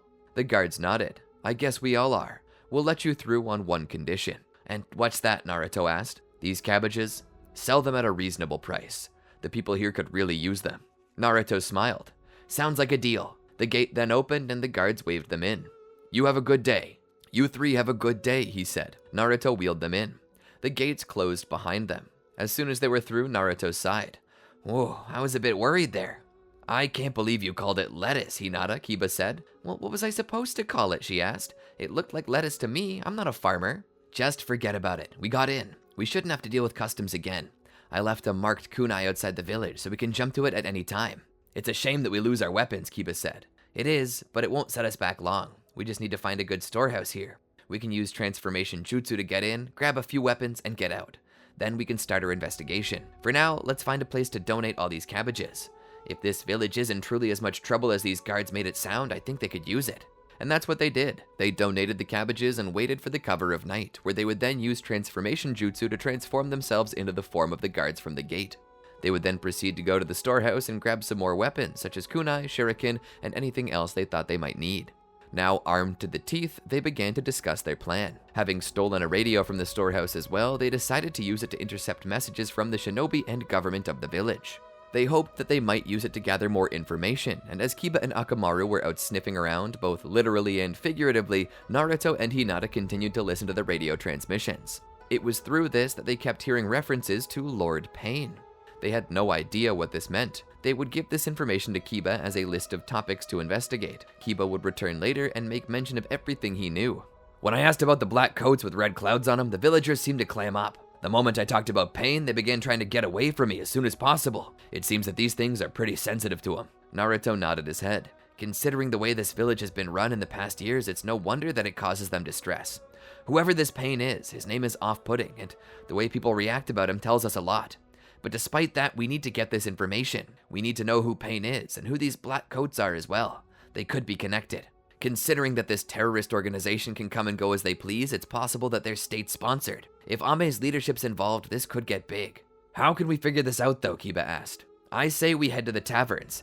Anywhere that alcohol is served, people take leave of their senses, and when people aren't thinking correctly, they talk too much.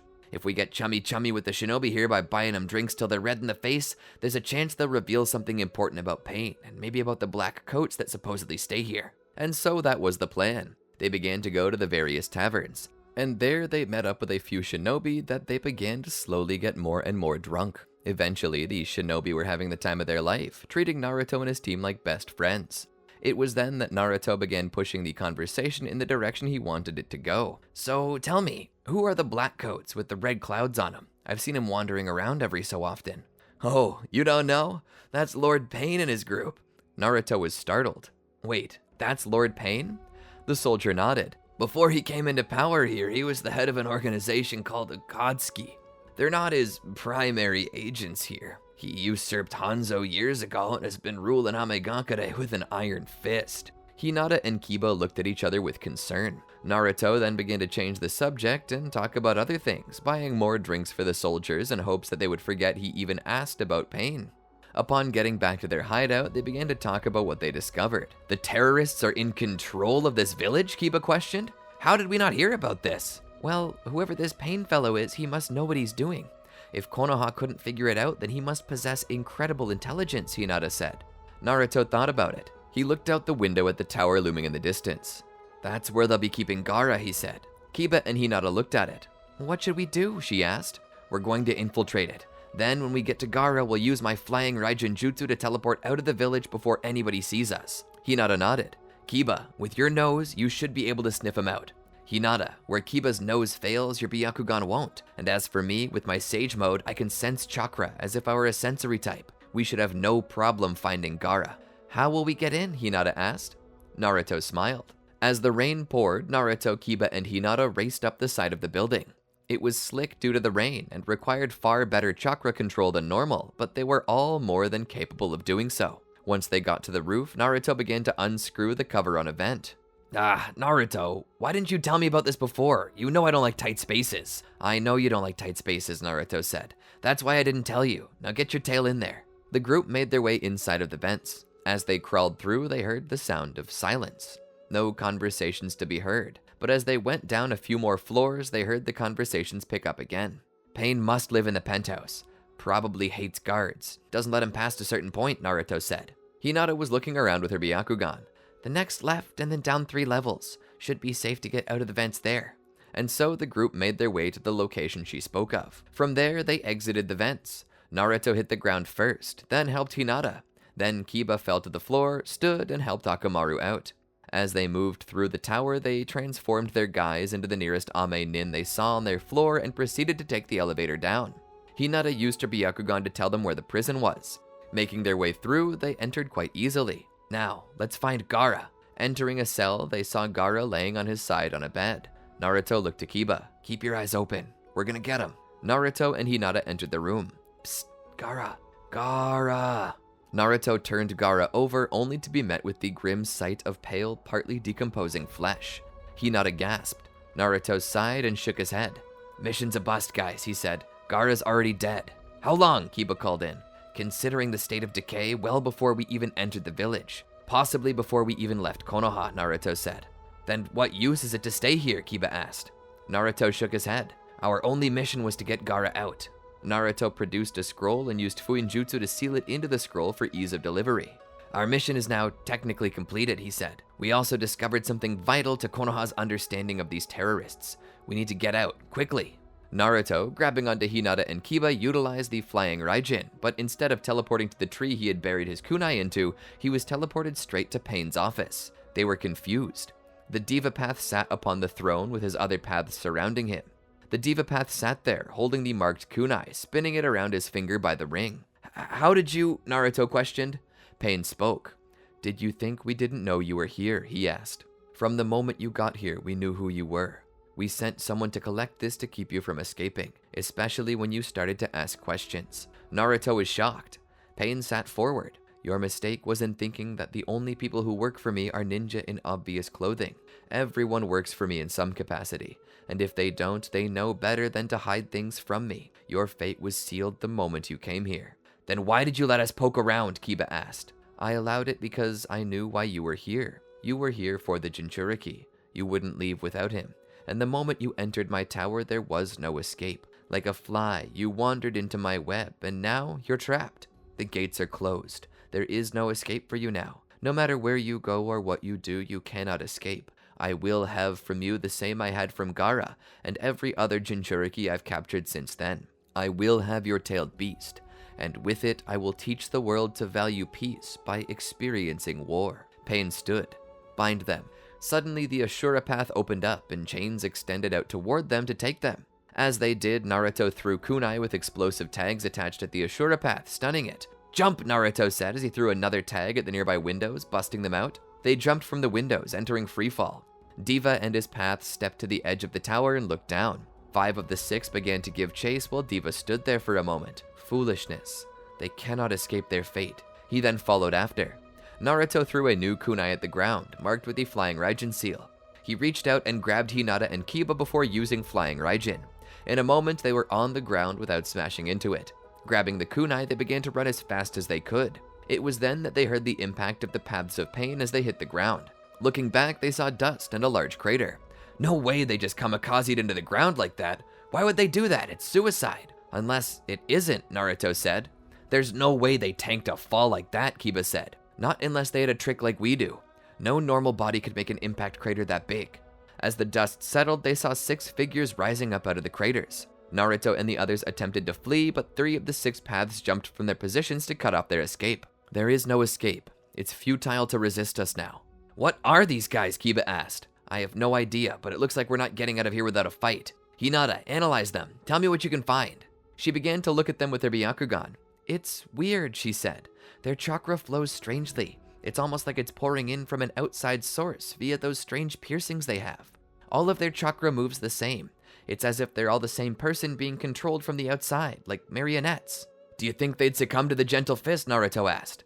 She shook her head to show her lack of assurance. I'm not sure. It feels 50-50 right now, she said. Could work, might not. Naruto nodded. We'll do what we can. The number one thing to focus on right now is finding a way out. Make a hole and go through. They've split into 2 squads of 3. We should focus on half and just throw everything we've got at them and then try to flee. The group nodded. From there, they all rushed toward the half that cut them off, consisting of the human path, animal path, and Preda path. As they went to attack, though, the animal path summoned a massive Cerberus. The team stopped dead in their tracks. How do we deal with that? Kiba asked. Naruto was terrified at this point. He knew that chances were they were screwed. There was only one thing that he could do. He took Hinata by the arms. Hinata, listen, I need you to do something. What? She asked. I need you to remember what it felt like when you transformed into the Nine-Tails, and do that again. Hinata's eyes widened. I don't know how I did that. You need to try, Hinata, or we're gonna die. There's no way out of here otherwise. Just as he said that, the Diva Path summoned the ghetto statue. The sealing will take place here, he said. Hinata grew nervous just looking at it. Naruto shook her by the shoulders to get her attention.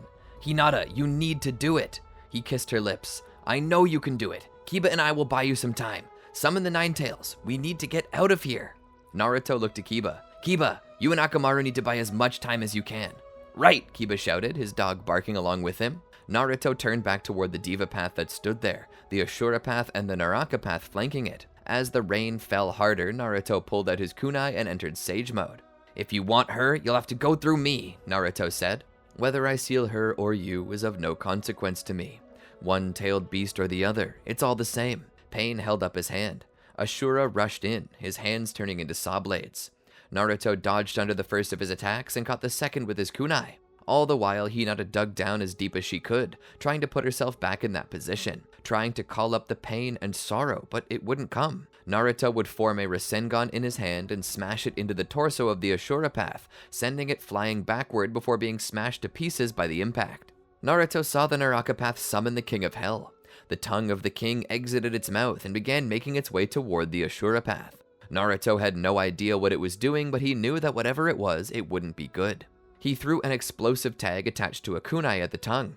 As it exploded, the tongue recoiled, and Diva entered the fray to defend the healer on its team. Diva summoned chakra rods and began to swing them quickly at Naruto. Naruto caught them with his kunai and began to exchange blows with the Diva. From behind, Hinata began to glow red, a bubbling chakra coming off of her.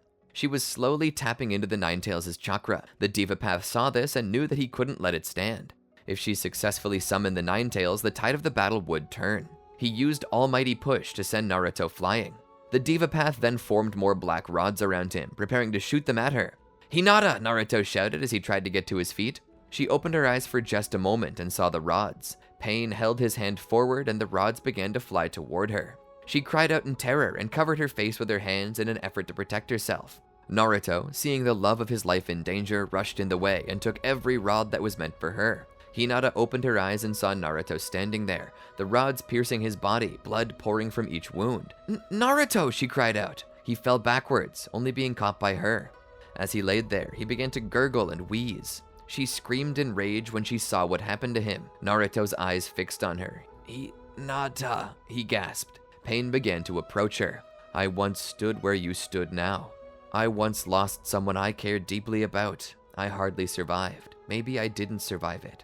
Who I am now and who I was then, they are two different people entirely. And that is the lesson I wish to teach you. Within you is a power that could be used to end all war on Earth, and yet you hide and squander the power in a desire to protect the world you don't want to change. Maybe now you want it to change. You simply do not understand. You, like me, are a god, one of creation or destruction." He formed another chakra rod as the shadow of the Gedo statue loomed behind him. Naruto reached out, his hand touching her face in hopes of comforting her. She took his hand as the strength slowly left it. Naruto's eyes closed as he leaned back. Hinata cried out for him. "Naruto, don't close your eyes! Don't go! You can't leave me!" But there was no more life within him. As the blood poured from his wounds, it met the rain and slowly went from a thick crimson to a thin pink as it was washed away along with his life. He had died for her. The rain was symbolic of the world, so cruel that it would erase his existence as if he had never been there in the first place. A part of her died too in that moment, but from within, not only was there sadness and sorrow, but there burned another emotion. A deeper emotion, a primal emotion. Anger, hatred. As Pain approached her, he spoke. "There is no tailed beast like the Nine-Tails.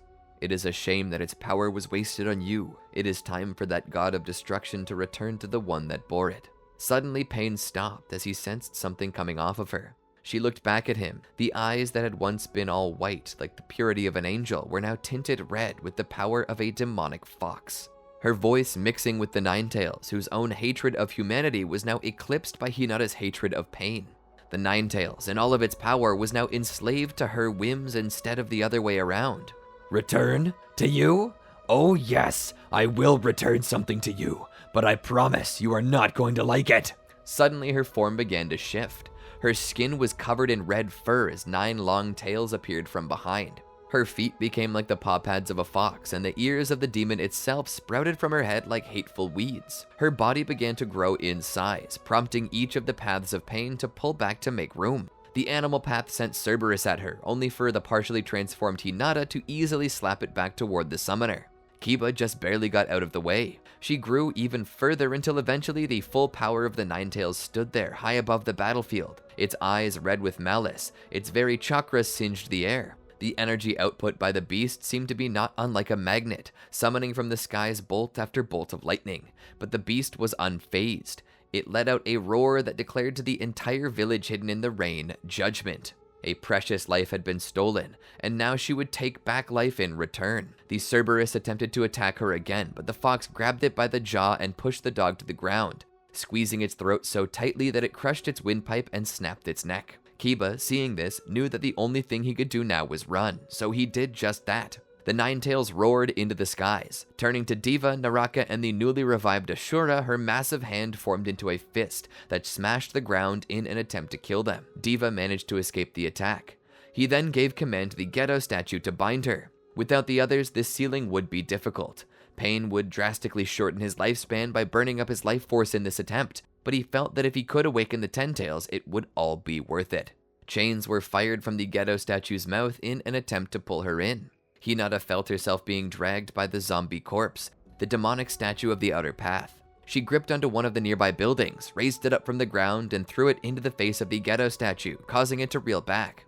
Now free, she grabbed the chakra chains and yanked the statue closer to her, where she proceeded to tie them around its neck, squeezing so tightly that she popped its head clean off its shoulders. The spirits of the captured tailed beasts escaped the statue, each one reforming into its physical form, where they proceeded to join the assault. Today was Judgment Day, the end of an entire village, and nobody could stop it. The remains of the Ghetto statue fell upon Diva, crushing him, and as the Nine-Tails rose to its full height, its hand gripped the building, exposing Nagato himself and Konan. In a rage, seeing the weakened form of the one who had taken everything from her, she did what her heart commanded. She reached out, plucked Nagato from his machine, and devoured him. As for Konan, Konan was left only to watch this occur before herself being eradicated as the Nine-Tails formed a tailed beast ball and launched it point blank at her. Kiba, now riding Akamaru, was quickly able to escape the village. The gates, despite Pain's command, had been opened. This was an effort to let the terrified people escape the village in hopes of preserving their lives. Kiba also managed to escape, and as he fled, he looked back to see the shadows of 9 different beasts terrorizing the village. At the center of the village, he saw the form of a fox as it roared into the skies, its silhouette only illuminated by the thunder and lightning behind it. Kiba would return to the village and inform Hiruzen of what had happened. Not long after, a recon team consisting of Hiyashi himself and others were sent to measure the scene. Nothing remained of Amagakure. It had been flattened. Every building, even the wall and the bridge to get there, had been decimated. Making their way over, they knew that by now the tailed beasts had fled. Investigating further, though, they were surprised to find that under the rubble at the center of the village lay the Nine-Tails itself, mostly covered. Despite this, Hiyashi could tell by looking into the eyes of the Nine-Tails that it posed no danger to him. Tears streamed still from the Nine-Tails' eyes. And as it laid there, Hiyashi saw below it the body of Naruto, lovingly cradled in its hands. Hiyashi almost fell apart looking at this. The boy he had raised was dead, and the girl who he had given his all to save that night was so destroyed that the barrier separating what was the Nine-Tails from Hinata herself had come crumbling down. He put his hand on the snout of the Nine-Tails. "Hinata," he said. "Hinata, it's okay. Papa's here." The Nine-Tails' lip quivered as more tears exited from its eyes. Sitting up, the rubble fell from its back. The others nearby panicked and ran, but Hiyashi stood vigilant, not moving an inch. The Nine-Tails presented him the body of Naruto the same way a child might present their parent with a broken toy, in hopes that their father could fix it. But there was nothing Hiyashi could do, and he knew that. The domain of life and death was not his to decide. He looked up at her. "I'm sorry, Hinata."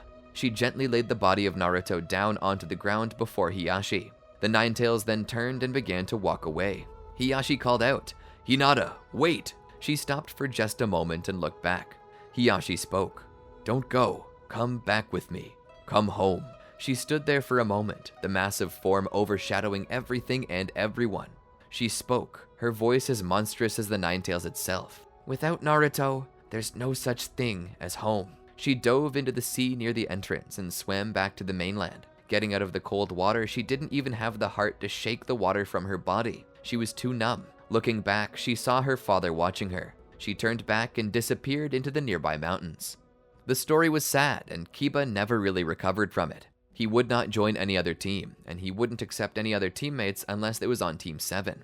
Considering his skill and the mission he had just undertaken, the incredible story told, Hiruzen felt it proper to name him a Jonin and allow him to train his own team. When he was ready, of course. Eventually, Asuma and Kurenai gave birth to their daughter together. Kurenai couldn't quite cope with the loss of her students, and because of what she had seen, experienced, and knew, she couldn't help but treasure every moment she had with her husband. She recalled her doll collection again. Kurenai held in her hands the doll she'd been given by Hinata all those years ago.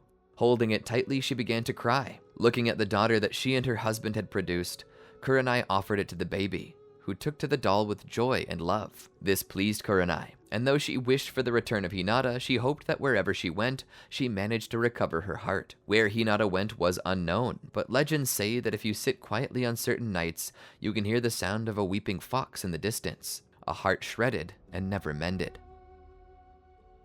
The end. Or, maybe it doesn't have to be. Sometimes a tragedy is satisfying to write, but I'm not gonna lie, this one hurt quite a bit. It's true. The lyrics of a particular song, I mean. There's a song that served as a theme to the game Metal Gear Solid Peace Walker, and in the song, Heavens Divide, it says, "Love can kill, love will die, give me wings to fly. Fleeing this world so cold, I just wonder why." If anything, that song could be an ending theme to this if it were a movie, but it's not. That being said, my friends, I'm just not satisfied with this ending. I don't want Hinata to hurt, but it just doesn't seem like part 4 is in the cards for this one. Unless, or maybe, I don't know. I was just thinking, if this video gets enough views, likes, and comments, maybe I can extend this series to one more part, and explore Hinata's journey toward recovery, if something like that is even possible for her at this point. Would you all like that? If so, then be sure to do all that good stuff. Like, subscribe, ring the bell, and share this video around to others you think might enjoy it. If the collective effort is strong enough, maybe we can rescue Hinata from her pain. I hope you enjoyed the video, and if you did, tell us about it in the comments below. Until next time, my friends, peace out.